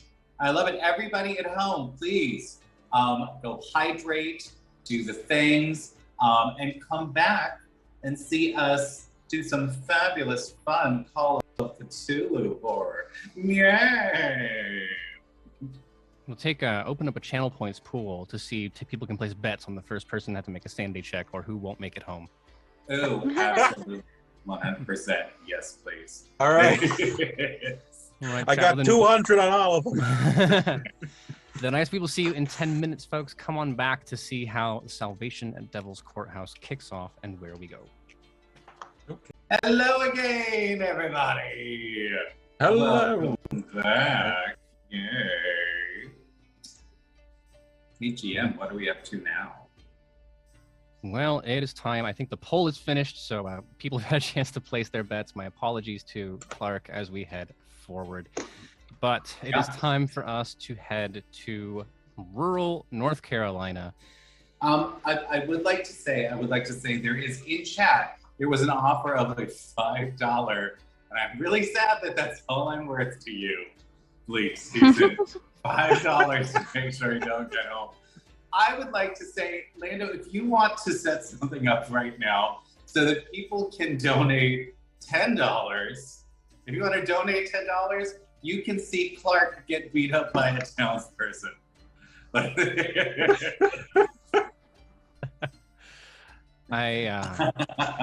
We did joke over the break that we would take donations, and I will author insert HP Lovecraft into the game, and for $5 I will let one of the players kick HP Lovecraft in the balls. But I'll leave that to Lando. So yes, as we said, we're heading to North Carolina. This is in the year 1920. You are investigating the disappearance of Bill Strickland, a reporter for the New York Times. He was on assignment writing an article about snake handling churches in the deep woods. That location is called the Pisgah National Forest, Pisgah, needs a better name. He has been missing for about 10 days when you show up. So let us begin with folks arriving into town. I know James is from the area, but Clark, Dot, and Henry, you are coming in for your own personal reasons, if I recall? Yes. I believe so. Right? Yes. What has motivated you to travel this great distance to North Carolina of all places? I mean, could be the money, of course, but everyone, if you want the money, there's got to be a reason. Mm-hmm. What is that reason? I was already in the area doing some missionary work when the poor lost reporter thing happened, and I figured might as well this helps serve God, you know, So trying to find someone and help him out. I'm super curious about something. How, as a wandering nun, how do you feel about the snake handling cult? It's not properly Christian. It's very They claim to be Christian, but you know they're not. well, lots of people They're claim not to be the Christian right who kind of aren't. Christian. Yeah. Mm-hmm. There's a certain They're not. Go ahead. I mean, Are you here to they're not the minister? allowable type. are you here to minister to them? Or... Well, have they done any harm? No. It's a matter of, can they be talked to, or should we just use fists, you know? Like, what level are we at? I mean, I don't. My knowledge escapes me as to religious relations. Ecumenicism is 1920s. I missed that class in college. But the snake handling churches are they're like a deep firebrandy Protestant kind of things with a very eschatological bent. So they are very obsessed with the end of days Protestant. and things like that. Yeah, you already know that's not. She's not even gonna. She doesn't like him at all. Not even gonna entertain him. Yeah, they get really close to the speaking in tongues kind of stuff, but I mean, it's not to the point where it's like overtly heretical. It's just a very literal reading of very specific parts of the Bible kind of thing. The snake handling thing is over them like, oh, if I'm blessed by God, this venomous snake won't bite me. Something like that, right? It's not even about the not being bitten. It's about you will be protected from any poison, which is why you can handle venomous snakes. That the divine presence will protect you from that. Okay. But it's fine if your characters don't know that. You went to Harvard. The snake handling at Harvard is very, very different. There are two very different kinds of snake handling going on at Harvard. Mm-hmm. Yeah, one you do alone, the one at Harvard. There you go. Well, I can tell you this much about the town. Probably from James's perspective, you've been here a while, and Brevard, the city / more than a village, smaller than a city, has been quiet for as far as anyone can remember. That's kind of part of its charm. It's big enough to get by, but not so big that it has any of the problems you see up in the Northeast or the bustling boom towns out west. It is normally it's been rich in local resources as the economy, lots of lumber, there's coal in this part of the world, mining and things like that. So it's a solidly lower middle class town that's just big enough to be comfy. Until the reporter went missing and they said there's $1,000 for anyone who can find them. Now it has exploded in size with people showing up. Hotels are full. There are encampments popping up along the way. People sleeping in their cars if they have cars, or tents if they don't. It's a town that has an odd balance between the old traditions and the new world. It's slowly industrializing, but on the one hand, you have wealth and economics curling into the place and turning the gears that way, but it's also got a lot of that Appalachian folklore and indigenous, I don't know, it's like melange that's still there. It's a town that is, if it exists now, you would consider it out of time. But back then in the 1920s, it more exists on a cusp between that New York kind of everything is Adam Smith and whatever, and then the kind of like old ways of the hills, no matter where those old ways come from. So Dr. Klein and Dot, when you arrive, and Mr. Chandler as well, it's going to be difficult to find accommodations. It's crowded. There are people all over the place. You've been directed, at least. So by all means, sorry, go ahead. Oh no, sorry. I just said sorry. I'd like to do so. The first thing, like when I start arriving in town, like I have chartered a nice carriage that has gotten me here, probably from Charleston, I would assume. You know, I came from the capital. I took like a train down to the capital, and then I chartered a carriage over here. I'd like to go see if my old friend James is still in the vicinity, because you know I did help him get a job here years ago. I don't know what you're talking about, so if you're willing to tell me a story about this, I might be able to help you out. But So, before I go down that road, let yeah. me actually establish how everyone else is showing up before we run off on that tangent for a second. Because I know that Dot, you're not from around here, and Henry Klein has, I mean, like, there are forests in New York. Why are you here? That's Nut's question. I want to know. Well, Klein he's not exactly from wealth, but he learned the most important art in the world from a young age, schmoozing. He lucked in. He lucked into a position, he lucked into Harvard. Big emphasis on luck there. And schmoozed his way up, rubbing hands with all the other wealthy-to-do socialites who are there to fill in a box and go home and retire on daddy's money and all that. And eventually he schmoozed his way all the way up to being around the dean. And schmoozing around the dean led to meeting the dean's daughter. And that led to an engagement. And, it was good.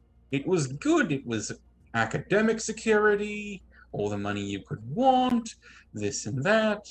And then...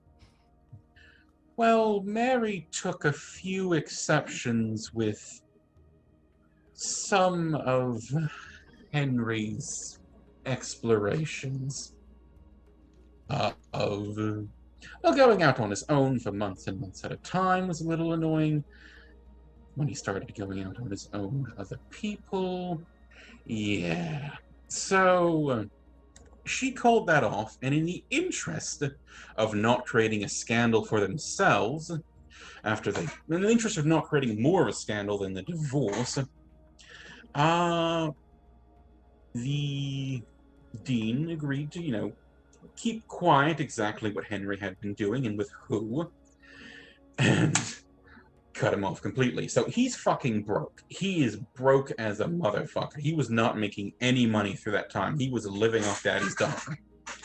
So he is currently taken this wonderful opportunity to regain some of his finances and hopefully get back to having funding for his education or studies, because just because the dean's not going to come and publicly make a nuisance out of him doesn't mean he hasn't been talking to people behind other people's backs. You've heard it once, you've heard it 100 times. You went out exploring the forest. She didn't have a problem until you went out exploring the bush. That's the joke. Moving on. Oh, less exploring the bush, more other kinds of snakes. I don't have anything to say to that. That's got me. So, storyteller point for you. Hooray! And Dot, I'm guessing you wouldn't have to work too hard to find accommodations if you are attached to a church. Is it Catholicism? Was that the angle we were going with? Yes, we're going Catholicism. All right, so you won't have to stay out in a parking lot. I can't imagine you have the money to rent an actual hotel room, but there'd be room at the rectory somewhere or one of the churches nearby, happy to put you up. The instruction. Sorry, go ahead. So that's good. Yeah, I mean, the Lord giveth to those who serve. That's what they tell me anyway. They say it a lot of things. The Lord giveth room and board. That part we can at least be sure of for this piece of the adventure. The instructions that everyone would have been either given directly or James, you've seen them plastered everywhere around town. It's also in the newspapers that anyone looking for information on the manhunt should go to room 8 on the first floor of City Hall. It has been such a thing, people coming into this town, that they've set up a special little corner of the building to deal with people coming in. The only thing worse than having one person missing in the woods is having hundreds of people missing in the woods. They need to have some semblance of organization lest this fly out of control. Yes. That is how crazy and busy things are, James. How are you handling that or tolerating it? I'm doing it the same way I tolerate everything, with a smile. That sounds like a grin to me. Coming out of your voice, I hear the joy that you're experiencing from the town being overrun. There's a lot of idiots in the woods. That's normal. There's a lot more now and a lot less that are familiar with the backbush. He's expecting business to be booming, and he's not particularly happy about it. So that is true when you're in that profession, that it's nice to be making the money, but that means someone has to die. Mm-hmm. And he's about ready to go out himself because he hasn't done that in years. He probably has forgotten everything he ever knew about surviving in the wilderness, but people are less likely to fuck with him than some others. Yeah. The size of a Model T is an appropriate reference for the time period. I think at this point, architecturally, they weren't building houses tall enough for you to walk inside. This is back when like the tallest man was like, "Come see the 5'8" man, he's a giant," and then James comes thundering down the road. Wait, are you saying that that's no longer the case? Is that am I no longer the tallest man? I believe that record has been eclipsed. I'll have to go to Google to see for sure. No, not by much. I hear things about 5'11" in the Netherlands. Well, you're a freak. You're Because James is about 6'4", and brick shit houses are built after his model. Absolutely. He's not happy that they named the shit house after him. When they bought the licensing rights to his names, he didn't think it was going to be that. But now, you have the reputation, you have to own it. To the question of your friend, Kyle, it will work out better if I get some information out, and then we can have some context for that. So if you don't mind hanging off on that question for this first little scene, awesome. Well, in that case, if you will allow me the narrative pleasure to kind of put you all in the same room.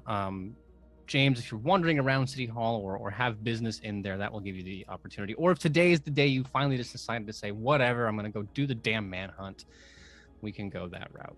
Oh, yes. He's got his rifle. He's got his hunting knife. He's got his... and he's got his mortician's bag because he's fully expecting to find a body. So in that case, why don't we do this? This is a favorite method that I have when trying to figure out who shows up first. Everyone just rolls 1d100, and we'll go in order from there. All right then. 97. So James is going to be last. All right. At 49. Squarely in the middle. 47. Okay. 54. All right. So then we will say that Clark and Dot show up pretty much the same time. That he came in the private carriage dropped off at the train station or near enough the church. The two of you will, for whatever reasons of providence, show up into City Hall within seconds of each other. So that said, Clark, as you walk up to, there's the room set aside is obviously it's been set up to handle a great number of people. So there are several desks all laid out in a big line. There's only one occupied right now. It's a very young baby-faced deputy, has his hair shaved real close because it's still that kind of academy look. You figure he's been shaving maybe for 5 years of his life at this point. Being North Carolina, being this part of North Carolina, he's probably somebody's nephew or somebody's cousin. Behind him is a large pushpin board with maps and handouts and other pieces of information about the area.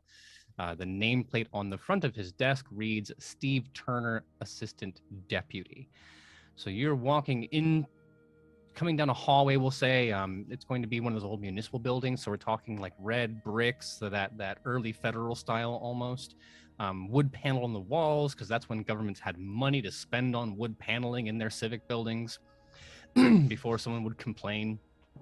And then you'll especially making a left turn to a very heavy door. I grew up in the Midwest, so if you go to like bumblefuck nowhere, Iowa, the county seat is palatial. It's gorgeous. I grew up, same thing in Colorado, the county seat where I grew up. It's like, it is the place that actually has the bell tower. Yeah. It is these huge, gorgeous wooden rooms and stonework everywhere. It's just lovely. And the county seat is for less, even today, is for less than 3,000 people. Like, yeah. It's stunningly beautiful. They were building palaces to government and civic participation back then. So that is the kind of place that you're walking into. Clark, you're a few feet ahead of Dot. So describe for me the man who is walking in front of her as you both head towards this area. So who's right behind me? It would be Dot. Me. Dot. Yeah, Dot, what you see is what was obviously at one point a very nice suit, but like you can see that there is like oil stains on the sleeves. There's like the occasional sort of weirdly placed burn mark, as though maybe this suit has been through a couple of explosions of different sizes, and has been patched effectively, but the person wearing it is shorter, about like 5'3", and is walking with a cane. Older, very white hair, growing into a ponytail, and very confident in his steps and very curious, but at the same time, not truly sure of exactly the protocols to deal with various things. It's obvious that he grew up not having a whole lot of contact with people, so he's a little nervous around other people, but still holds his head up, confidence, all of that good stuff. And Oh, yeah. Dot, who is the person waiting behind? You notice that she also has a surety in her step. She's wearing what you'd usually expect of a nun to wear. She has dark skin. She's very. I would say she's above average height for a woman. She'd be like 5'8", definitely a decent size. She looks healthy, hearty, just a girl with a mission, you know? On a mission from God. Hell yeah. Mission from a mission. This ain't that kind of story. I know it says here in the book that you guys get a cop car and go through a shopping mall. I'm just sorry. I've reached the point in my life where I'm not actually certain everyone has seen that movie, which is upsetting to me. But that is neither here nor there. So Clark and Clark and Dot, you walk into the room. The deputy has his feet up on the desk, looking obviously bored. He didn't become a cop to sit here and play secretary. Of course, he wants to go enforce the law and solve mysteries and fight crimes and bring peace to North Carolina or whatever corner of it he lives in. So as you approach, there's no formality, there's no introductions. He just pulls his feet down off the desk and turns the chair to the left, swinging, and he's pulling up pieces of paper, and then reaches over to hand them out to you one by one. This is everything you need to know. I'm assuming you are here for the manhunt because everybody is. The sheriff's department requires you to follow these rules. Thank you. He hands out a piece of paper. It is neatly scrawled on. They didn't do a typewriter, but on it are the following commands from the sheriff's department. 1, the sheriff's department will always have control and ultimate decision-making power over this search. 2, please maintain local and county laws as any respectable citizen of the county must adhere to. Any significant discoveries must be reported immediately to the sheriff. Residents in the outlying areas have been known to shoot trespassers at night. You are responsible for your own safety. Please travel in groups, as the area is known to have many wild animals. Mr. Strickland was on assignment covering the recent death of Jasper Lee Webb. And Mr. Strickland was last seen leaving the courthouse and heading into the Pisgah National Forest. So those are pieces of paper that you get to keep. I will give you a handout for that in our chat, so you can keep a hand of it.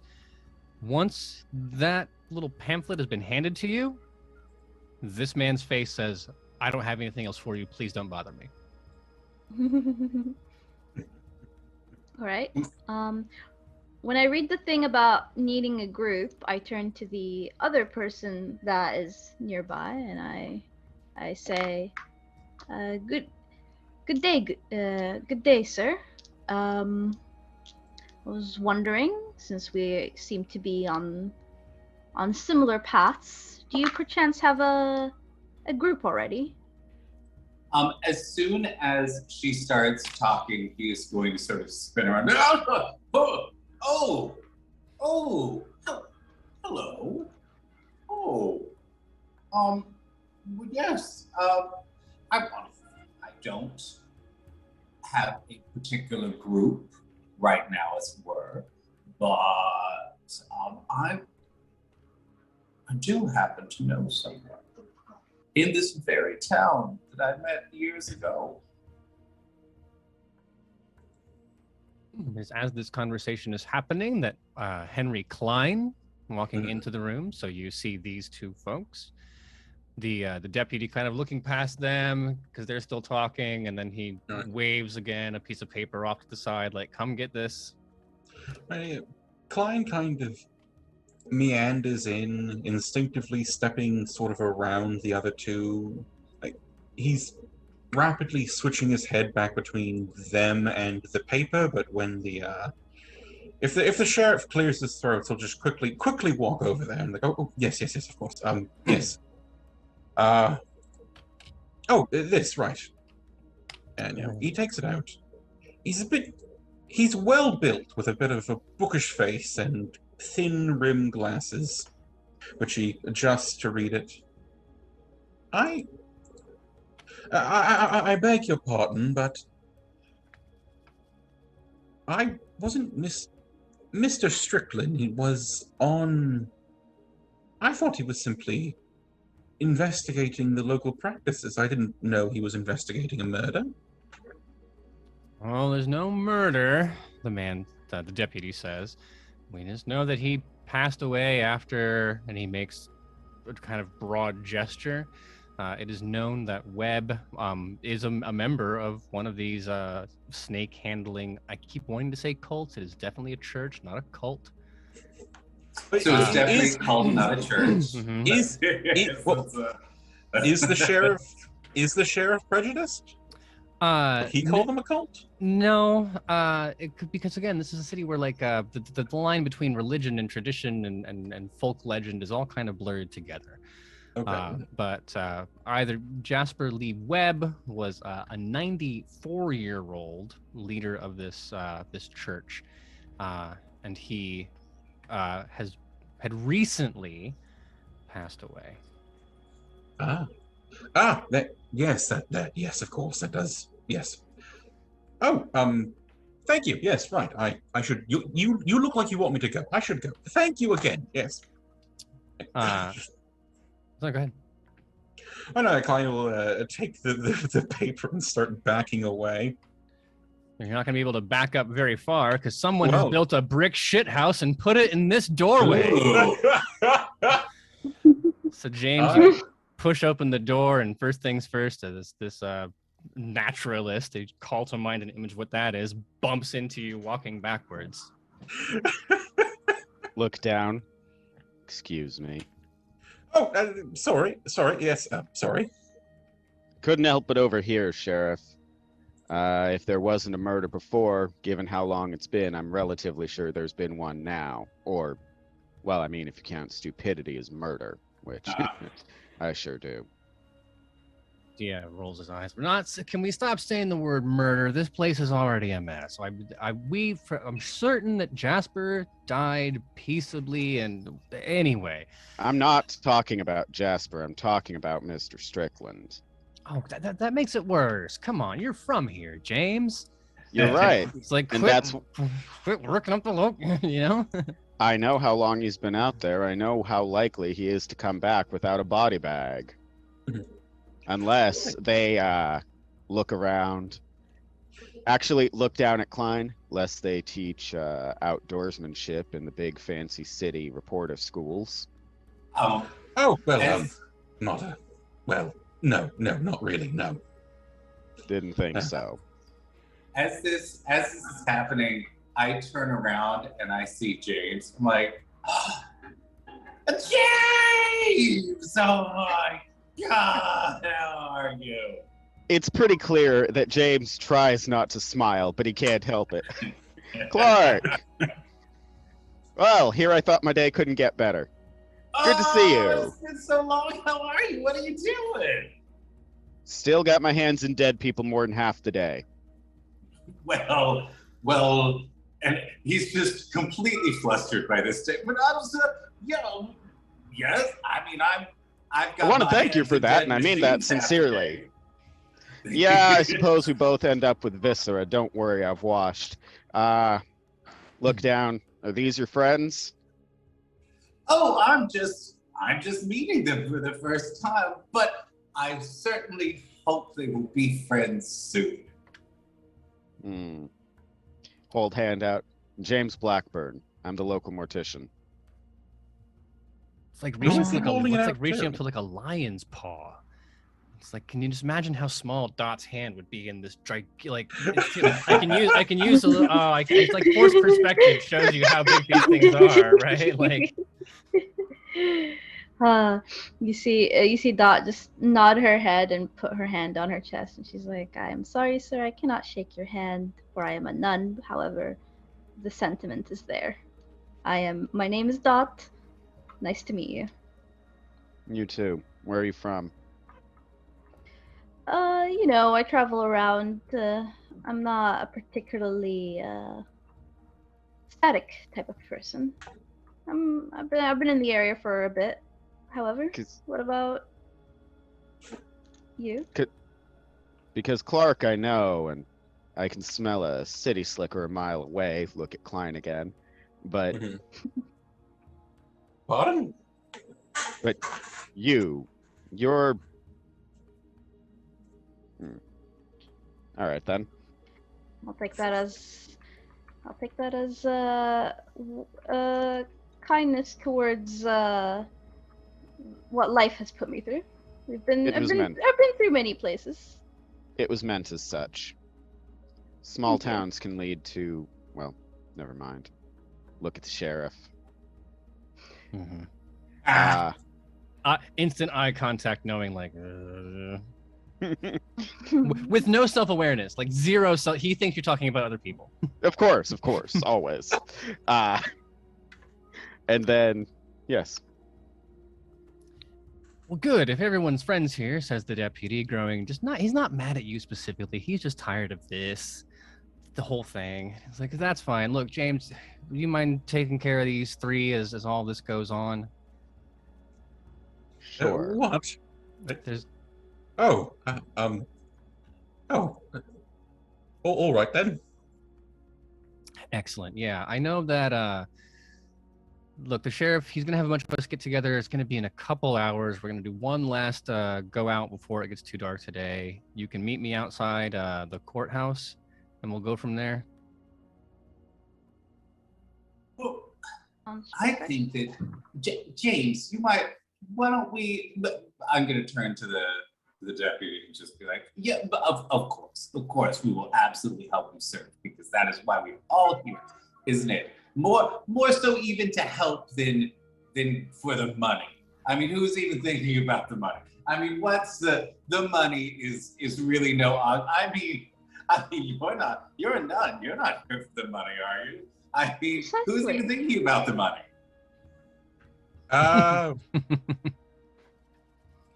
Yes. No, of no concern. Yes, definitely. Well, but first, I think. I just look at eyes James, going back and forth. James, maybe we could have a little chat somewhere outside. He's super trying to be like what he's read about in detective novels about being very, very covert about his communication. And it's absolutely failing. Let's leave the deputy alone before he starts booking people on drunk and disorderly. Well, let's we can have some fun with this. So I know that you are not a spy, but roll like fast talk, and we'll see if it's convincing or an atrocity. Absolutely. What's my boy. fast talk is Let's look at that. It's 5%. Look Oh at boy. me. I'm gonna do it. You just wait and see. You just I got a 32. Okay, so it's not like criminally bad. Like I need to arrest you because this is so bad. But it's definitely like we can. Hey, yeah. But before, do you want to catch up about that thing that we know from earlier that I definitely did not just make up? Kind of. Yeah. I need to go outside and solve that giant cockroach problem that's been plaguing the carriage house. James, has he always been like I- this? I have to, He's always been a talker. I have to ask, does Clark accidentally say wink out loud? He didn't. Yeah, it wasn't. If he got like a 70 or 8, I would have said yeah, like wink. Yeah. But a 30 implies a basic level of like he's not good at it, but it's not. Yeah, it's not a sitcom yet. The sheriff will ask though. Okay, whatever you need to investigate, can you not do it in this office? I am going to take that as a sign because I am terrible at this. I'm going to take that as a sign that the sheriff is absolutely on our side and knows that we're going to be the ones to find him. You know? Mm-hmm. Well, as you exit the room, based on order coming in, and with James and Clark having kind of accumulated there in the middle, Dot would say that you were the first person to exit, and you are barely through the door when a few steps away from you, there's a young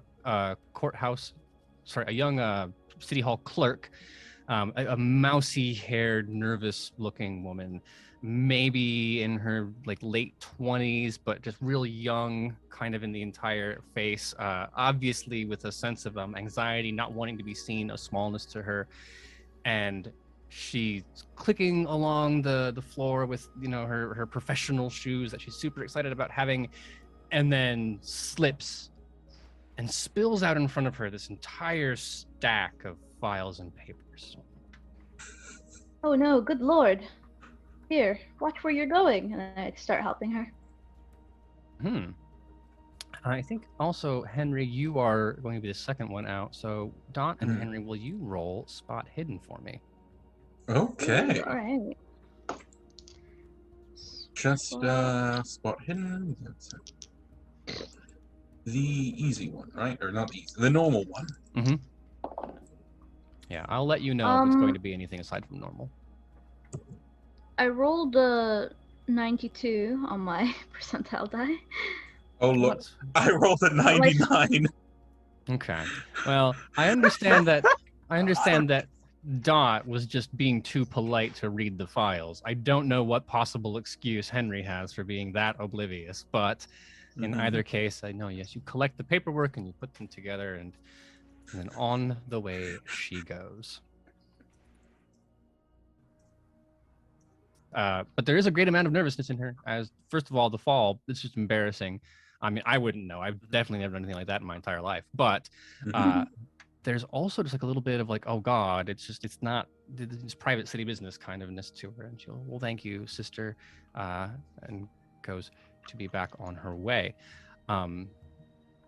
We'll say that the office that you've been instructed to go to is the second or third office down the way, which means as you are leaving, we will split up the fun here and say that James and Clark, assuming you are not continuing to babble on, because I mean you can't investigate here in the court. You gotta the city hall. You gotta get outside. So as you are passing by, will you make a listen roll? I need to listen. I need to do a listen check too. Mm-hmm. I got a 54. Is that I'm above a or little below? older. That is way above. Yes. Okay, yeah. I got a 9, so I only have 20%, but I'm hearing all kinds of things today. So, it makes sense that James is just enjoying the silence and isn't trying to break that. But he's been, Clark's been in the room for 5 minutes and he's already like, I just, the peacefulness is beautiful. Clark, on the other hand, perceptive and curious and a bit nosy, So as you're walking by, the young secretary who dropped these papers is now handing the stacks over to one of the other clerks here and says, Deputy Turner needs you to sign off on these burglary reports from the pharmacy, please.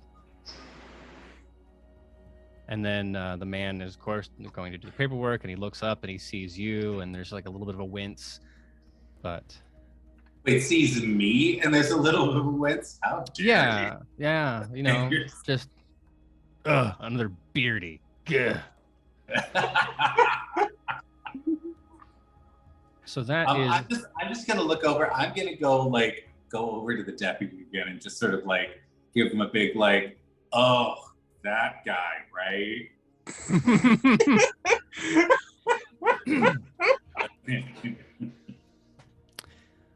Yes. If you before whether or not you confront this utterly unremarkable state servant, it appears that there was a suspicious person in the alley near several of these shops, and there was a burglary not too long ago. This was last week, and the clerk is doing paperwork for that.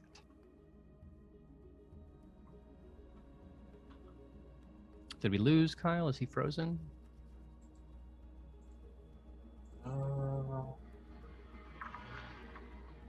I can see James moving. I'm assuming Dot is still here and Henry is still here. Yes. Yeah, we're still here. Yeah, it looks like it.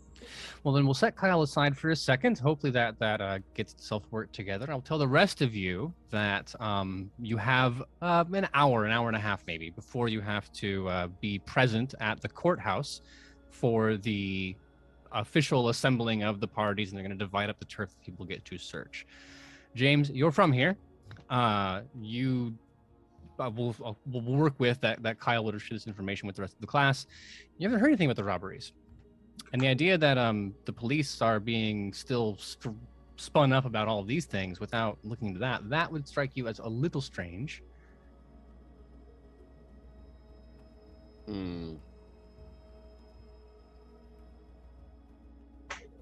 Now, whether or not you want to go around the town and start inquiring everywhere about these kind of things is up to you. But for those of you who are going on the hunt, having just arrived, wouldn't be the worst thing to investigate around town what had happened before Mr. Strickland disappeared. If you by chance wanted to swing by a store, maybe pick up, I mean, I don't, in the 1920s, they didn't have energy bars and Gatorade, but I'm certain there are, provisions for hiking and things like that you did not bring with you. So there are things you can do there if you'd like. If not, then we can fast forward to the moving out part. I would just like to say, how dare you say all of those things because it broke my internet. Ha!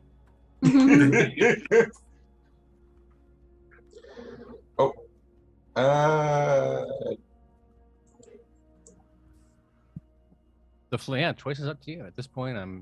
I know the places that you can go, but yes, the official search parties, like everyone's out at lunch, they'll come back, they'll reconvene, you'll search for a few hours, then it's too dark to do safely, so everyone will come back. You have a couple hours before that phase of things happens, if you even want to go. Before that, you have some information about some robberies that have been happening that, just based on your kind of read of the room, those people did not want y'all out-of-town folk to find out about. Sorry, do you want to go? But has James and Clark expressed this robbery thing to everyone else? I don't know. Have you? I have not spoken to James yet. I think I'm the only one that heard what was going on. Yeah, I mean, okay. I can't make you all do anything. So if you want to keep that all to yourself, that's fine. I just still need to know what we're doing for the next 2 hours of in-game time. Yes, no. Are you keeping that to yourself, or sorry? So I am going to I'm going to sort of do my super useful spy thing again. And be like, James, why don't we go have a talk outside, James? Are you all right? I remember. Great. James. All right. He flips open his doctor bag. I'm not sure what I've got, but I've got something for that twitch. Oh. It's not the 1800s, so it can't be ghosts in the blood. But medicine has not advanced to that far, so the solution is probably still cocaine. Or opium. Maybe Yeah. heroin. Sometimes heroin. 1920s, it might be heroin or morphine. Mhm. Either way, I've got a lot of it. So let's let's do this. I've suddenly figured out what he needs to talk to you about. There's just everyone's got poppies in their hair. It's still delightful. Anyway, Yes. as we're walking, James is shuffling through. Go ahead. I was gonna say, well, they seem suspicious. I'd like to follow them and listen in. Yeah. Substance abuse is defiance of God's will. And if you're going to be heading out with those kind of people, maybe you need to find a new group. I've got something for that twitch. I'm not sure. You might be about to have a seizure. No. It was a very good attempt at subterfuge. I don't know if you noticed the subtlety of it. No, I did not notice the subtlety of it. Obviously, I was too subtle even for you. I will work on it. But I overheard a thing that they were saying to each other about something happening at the pharmacy, as it were. Do you know anything about that? I didn't hear about it, but most people don't tell me. I'm usually the last to know. Unless there's a body, in which case I'm actually still normally the last to know. What do you think? I mean, also, and I noticed that the other two have sort of followed us out, and I'm like, oh, yes, hello, how are you? Hello. I'm actually quite fine. Yes. Oh, that wasn't a. Oh, yes, right. Are you I couldn't two? help but overhearing. There's a robbery you mentioned? I said nothing of what? the sort. There's been a robbery? Lance is not keeping his voice. He is not keeping his voice low. Yeah, I'm gonna pull like a piece of paper out of my bag and write down. I did in fact hear that there was a robbery, but we should not speak about it out loud in public. And I'm just gonna hand that to Dot. I've never heard of any robbery. That's crazy. She looks at it and she's like, "Good sir, I cannot read." If you wouldn't mind. If you wouldn't mind, actually, Henry says, holding out his hand. Oh, I give it to Henry.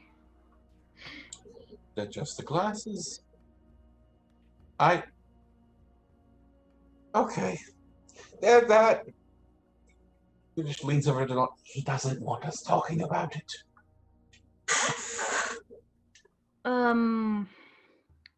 Why is that? Just means that some people have gotten a bit of a loose hands around here. That's not something different.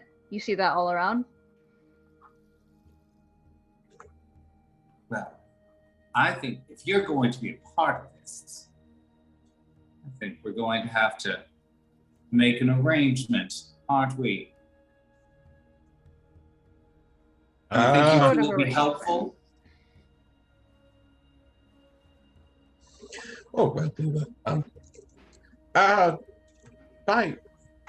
well, I imagine that you could use a learned man in such things. I happen to know my way around the trail and quite a bit. And James looks him up and down. Do you know the trail? yes, quite well. Not Appalachia, well, except in He leans over. 86.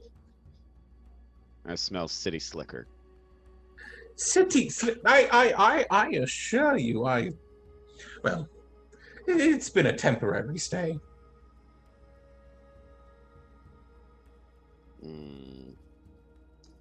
You are Someone who knows the you trail are is very very valuable. you are very big, aren't you? That's what they tell me. Right. Well, I believe the sheriff was rather insistent on that we should all be working together. He doesn't want he doesn't want 4 bodies rather than 4. And he figures if I'm there, I can just deal with it. Perhaps introductions are in order. I don't actually know who any of you are.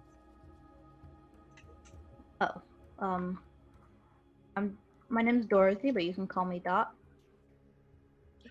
Well, nice, pleasure to meet you, Dot. I am Dr. Henry Percival Klein, currently on sabbatical. All right, Doctor. Well, if we are using our code names, Dot, you may call me Clark. What's a silly name for Clark? Clark Kent. You may call me. All right, Mr. Kent. Everyone in the audience, roll sand.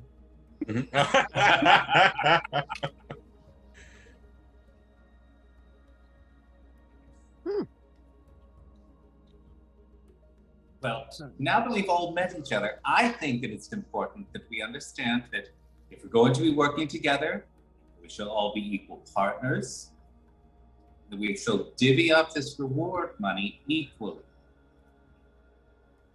Yeah. $250 for each. How does that sound?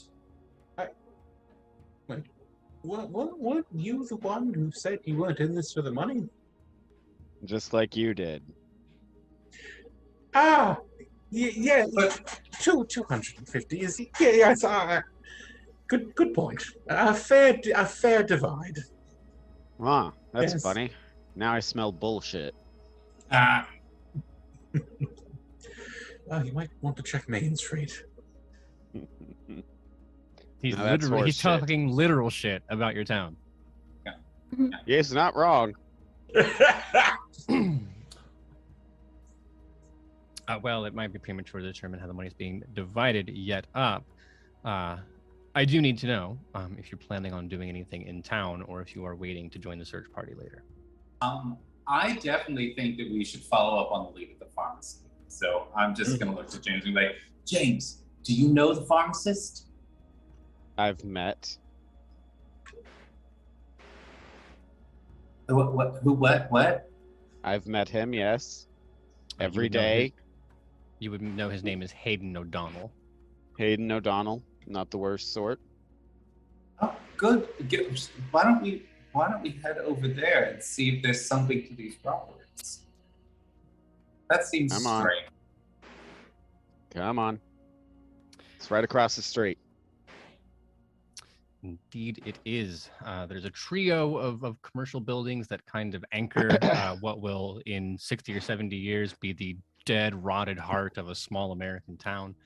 Globalization, man, happens to everybody.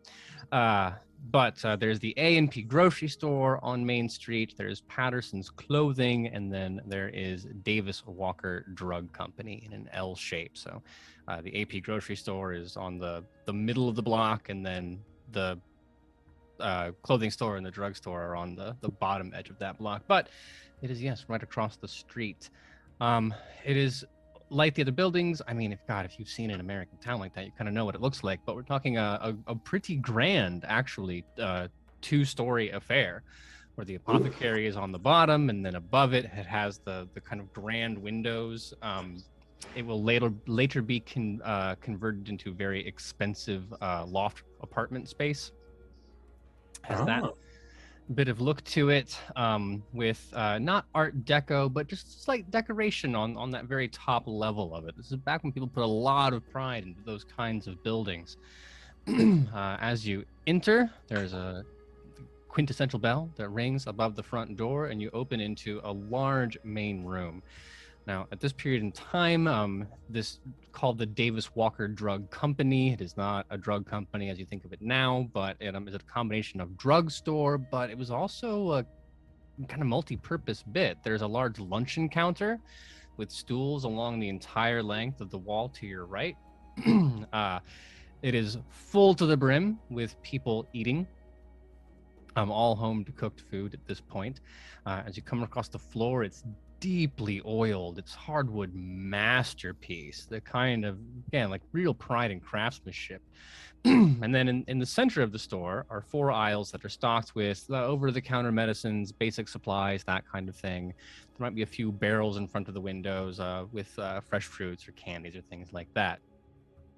In the very, very back is where the actual drugstore part of this drugstore is. There are shelves and cabinets filled with prescription medicines, ointments, elixirs, all that kind of things.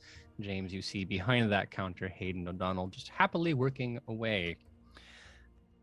Aside from that, there are 3 other people working today, 2 of them behind the lunch counter and 1 stock boy. Hayden, good to see you. The voice, you can hear that voice from a mile away. There's a split second where he's like, fuck me, another out-of-towner. But once he sees it's you, there's relief and then joy. Ah, James, good to see you. And he kind of like cocks his head towards the counter to imply, and not those chuckle fucks from out of town. Yes, heard you had some trouble not too long ago. Oh, trouble? What do you mean, trouble? I mean, look around. I just heard that some stock might have went missing. Oh, yeah, about that. He's peering past you. Dot, Henry, Clark, are you hewing close to this conversation, or are you appearing to look not suspicious in the center of the room? I have actually gone after the stock boy, because the last time I was here, there were these amazing pickled plums. That were also like, it was like a pickled plum with like a candy shell on them that they created here, that were just amazing. And so I'm off talking to them about, oh my God, you still have this. Make a luck check real quick. A luck check? Yeah. All right. Okay, we're gonna see. We're gonna see how lucky I am today. I'm not. I got a 55 and my luck is a 30. Oh yeah, no, sorry, mister. That company went out of business. We don't have any more of those. I sold the last bag 2 weeks ago. Oh my God. Who did you sell it to? Oh God. Paula, yeah, sorry, no pickled plums for you. But yeah, God, you know, what would we call it? We'll call it well, it'd be like the Peter Piper Pickled Plum Company. Yeah. Or the Peter Piper Piper Pickled Plum picked a pack of pickled proprietor. plums. Yeah. Ah, there you go. Not in business, or they really haven't gotten stock, we will say. Dot and Mr. Klein, are you plum hunting, or are you luncheoning, or are you near this conversation with James? It does not matter to me. I just need to know where folks are. Definitely keeping busy while trying to listen in, you know. Sure. Well, Klein is without tact and has been following people around since Sheriff pushed them together.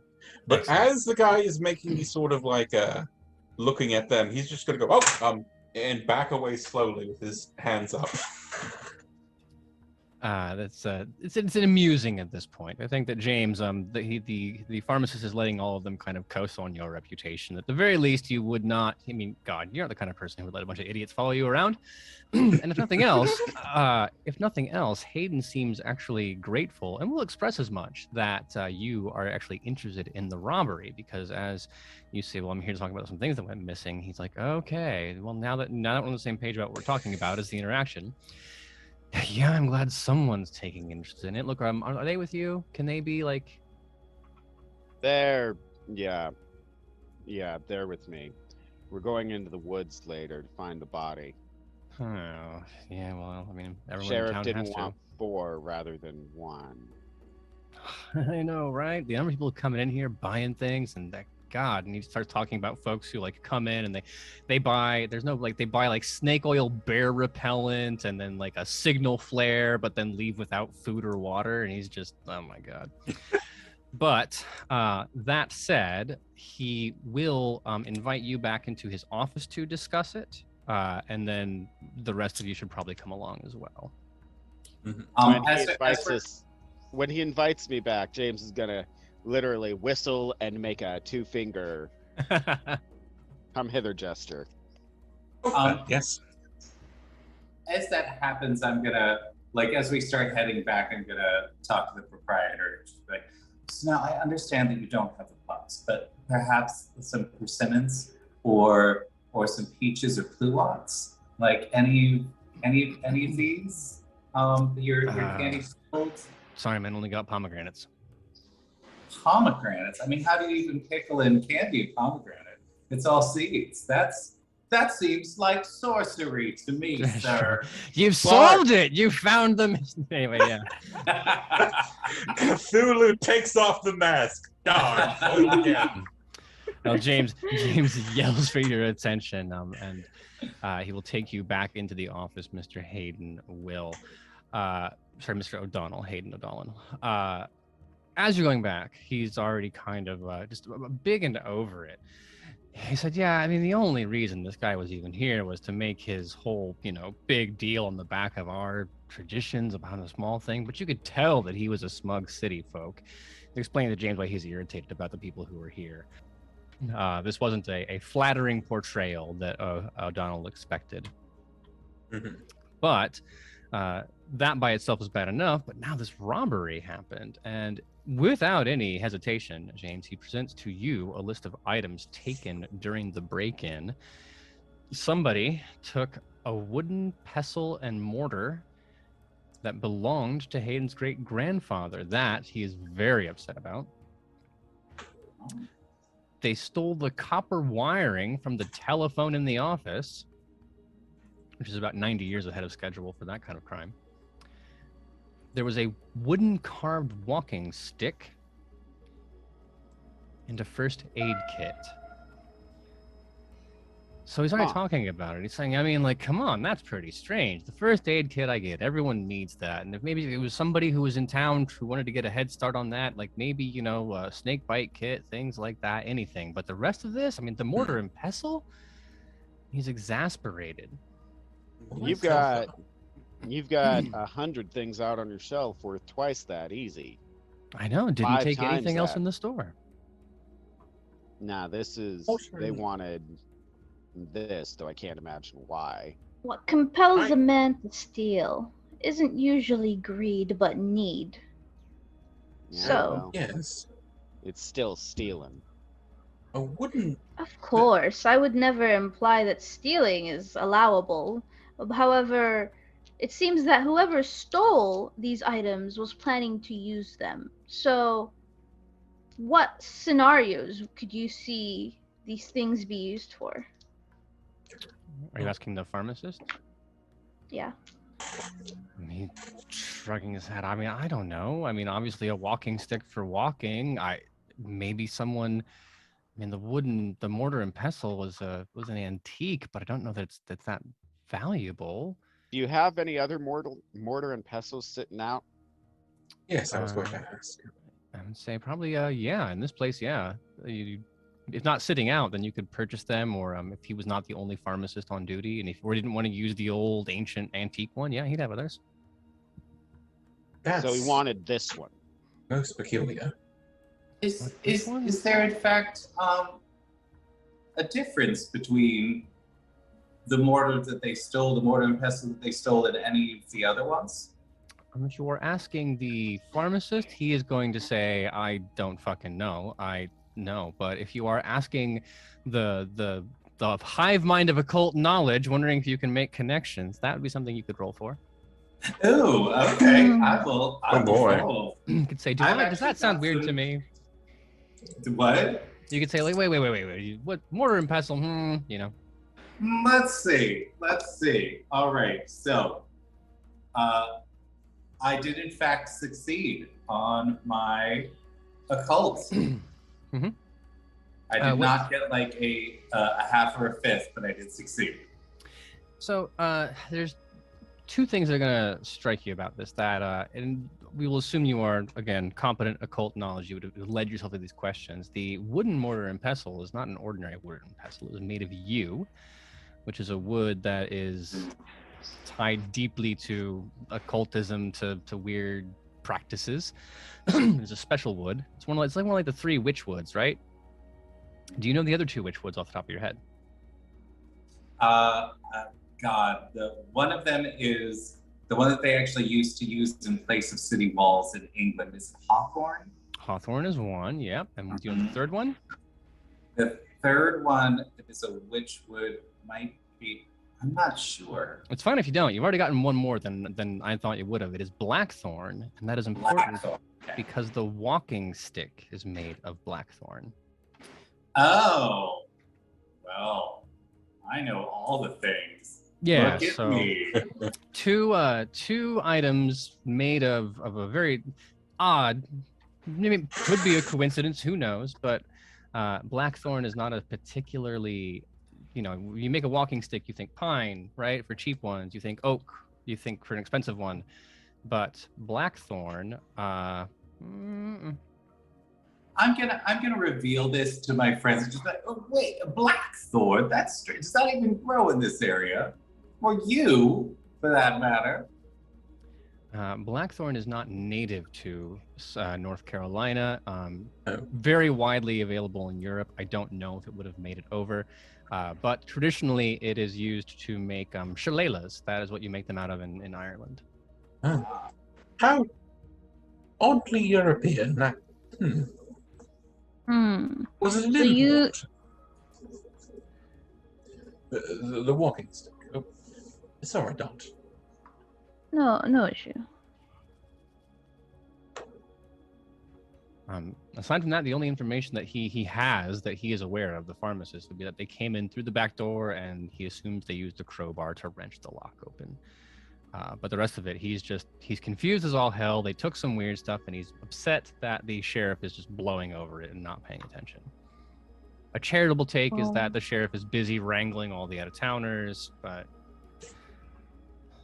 surviving Cthulhu by being charitable doesn't happen very often. So do with that I'm going information to.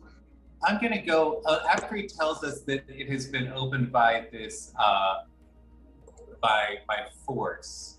I'm just going to look and say, I do have some expertise in repairing mechanisms. Do you need a little help with your law? Oh, if you'd like to help, I'm sure, yeah, you'd appreciate it. Absolutely. And I'm going to sort of dig into my bag and see sort of what I've got there and see, do I have what would be needed to sort of like push things back into place and sort of do a general sort of okay.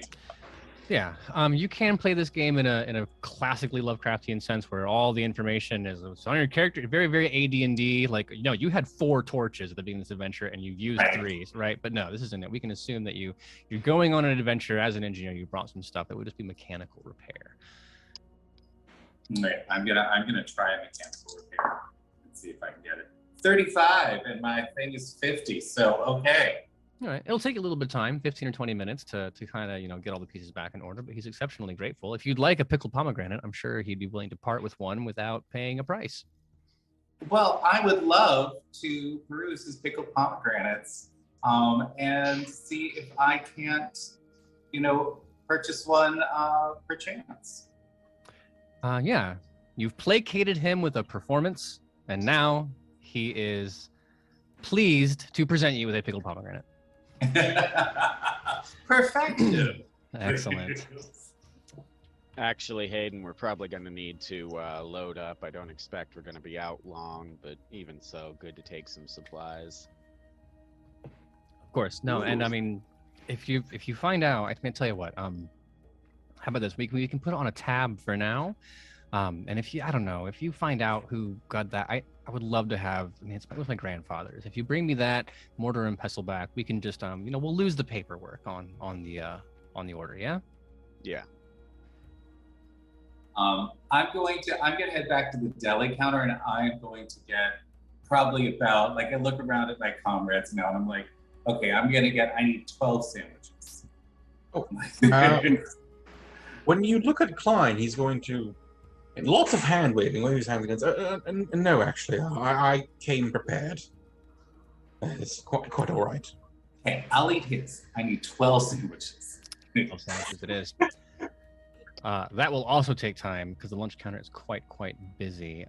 But not like you had still plenty of time yet before you have to be at the place. This conversation would say the whole process would have taken about a half an hour from pomegranate to pomegranate. But so that is what the first part is. A very strange set of things to be missing. Indeed. Is there time to ask about the copper? You can ask him, but he does not know. If the pharmacist is going to say, I don't know, he's going to sell it, maybe? Well, is there any other place you can get copper in town? Well, the phone company... Go ahead. Is this the only phone in town? No. I mean, the phone company's been, it's pretty new, but I mean, I know for a fact that the grocer and the clothing store have one. I mean, they have them at the courthouse too. He was already here. I think it was opportunistic. Actually, yes, I've got... James has science chemistry. Mm-hmm. That's the only thing I think might have any idea of what could do with copper. Mm-hmm. You could roll it. It would probably, you'd need to do a hard success to to figure it out. I'll take hard. 69. I don't think that does it. Nice, but not nice. Yeah, no.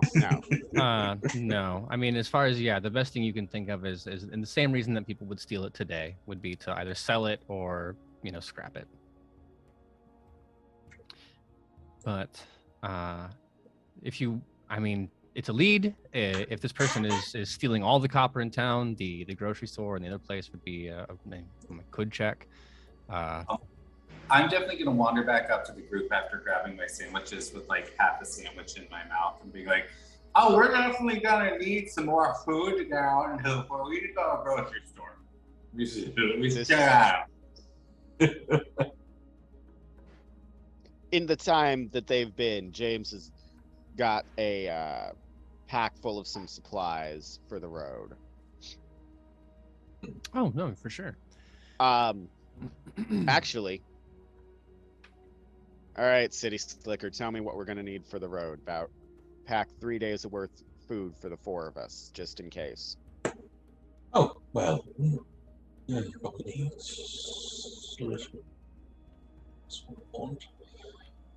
got, let's say 2 strips per day of the dried meat. I cannot help but imagine he pulled out a pen and pad to do this, that he's doing the math like on his, he's doing the math with his fingers, but he eventually comes out to about 2 strips dried meat for 2 meals per day, easy to pack bread, and well, we're only going to be out there for the estimate was we'll be out there for a day, right? Half a day. Always be prepared. Yeah. Oh yeah, a full canteen of water each, then probably. I don't know what the actual amounts are, but Klein probably does. Oh yeah, no, you've got enough natural world to. Don't just stand there. Help me grab it. Oh, yes. I am having grown up in a house that often had we had chefs and all of that kind of stuff. What is food? What is this? What is this raw material? Yeah, it's like I get other people make these things for me, but the thing that I was always very good at was the actual decorations on the plate. I really appreciated that. So in addition to my sandwiches, I'm then also going to see if I can't find some interesting garnishes. So like if there's like a local honey and maybe like something like if they've got anything in the parsley family or something like that Yeah, that well- can be sort of sprinkled. Well, make Clark's gonna try to plate the camping supplies. I say make a luck check, and we'll see if the local traditional sandwich topping is something delicious or something utterly vile. Oh, okay. So I got an 83 and my luck is 30. So So they have the necessary culinary accoutrement, but the problem is like it's gross as hell. Like it's like I don't know, like pickled tobacco seasoning, right? Like just something that just like they love it here. It's inexplicable. yeah. But they're like, oh Yeah. no, like you want to try the local thing, you got to try the. Well, they're all addicted to it. Is the thing. Makes sense to me. Well, why don't we say this? The rest of the stores will be waiting there. And if you're going to go through the time and energy to fix the lock and get the sandwiches and do the shopping, then we can say that when that has all wrapped up, it will be time to go to the outside of the courthouse and catch up. Which means that when we return, I believe next week, yes, then we will be heading out into the wilderness to get our first hint of what is waiting out in the Pisgah National Forest. Oh dear. All good things, I'm sure. All good things. We'll find Stuart with a broken leg somewhere and help him home. Best case scenario, someone gets eaten by a bear. Hey, Yay! worst case. Well, this has been the beginning of the Salvation at Devil's Courthouse, a Call of Cthulhu scenario by the old goat. You can check that out, I believe, on Drive-Thru RPG. If I'm correct, Kyle, is it there? Yeah, indeed. I'll put that into chat. So we'll get a thing there. I have been joined by a great many wonderful people today. But do you want to roll for it, Kyle, to see who goes through the outro? I can teach you the opposed rules for Call of Cthulhu. Oh, yeah, let's do it. No, boy. they're actually awful because in every other instance of Call of Cthulhu, you want to roll low. But if you're doing an opposed roll in Call of Cthulhu, it is whoever rolls closest to their skill rating without going over. So if I have a 50 and you have a 20, a 19 for you would be the best, or a 20 would be the best. But I don't know. Yeah, it's All quite right. complicated. What skill are we going for? There's that Rusty. James, what is your luck? I'll use My yours. luck is 45. 45. Okay, I'm going on 45. All right, here we go. Here we go. I got a 32. I got a 79, and my luck is 30. So. Okay, well, I won. We did a classic mistake of not realizing whether winning means I have to do it or winning means you have to do it. But Winning you know means what? you get to pick. Yes, it is. You know what? There It is we your show. It's your channel, Kyle. If you would be so kind. I'd like to thank everybody for joining us today for a fabulous Call of Cthulhu adventure here on Planet Allies. What I'd like to know from each of you is, where the hell can we find you out and about on the fabulous intranets? Let's start with Swan. Where can we find you, Swan? You can find me on Twitter at @aswanisonfire. And usually everywhere else, I'm just Swanfire with 4 for an A. I do a bunch of art for whatever catches my interest at the moment. I love it. And what about you, Logan? Where can we find you? I can be found at Logan Pose on Instagram. I can also be found at Akichiware on Twitter. And I think that's about it.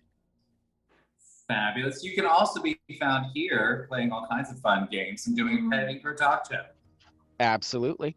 Yay! In about an hour, you can tune back into this channel and see me talk about Coyote and Crow. That's right. So go get some lunch and then come on back. And hey, Madman, where can we find you? You can't find me because you'll never take me alive.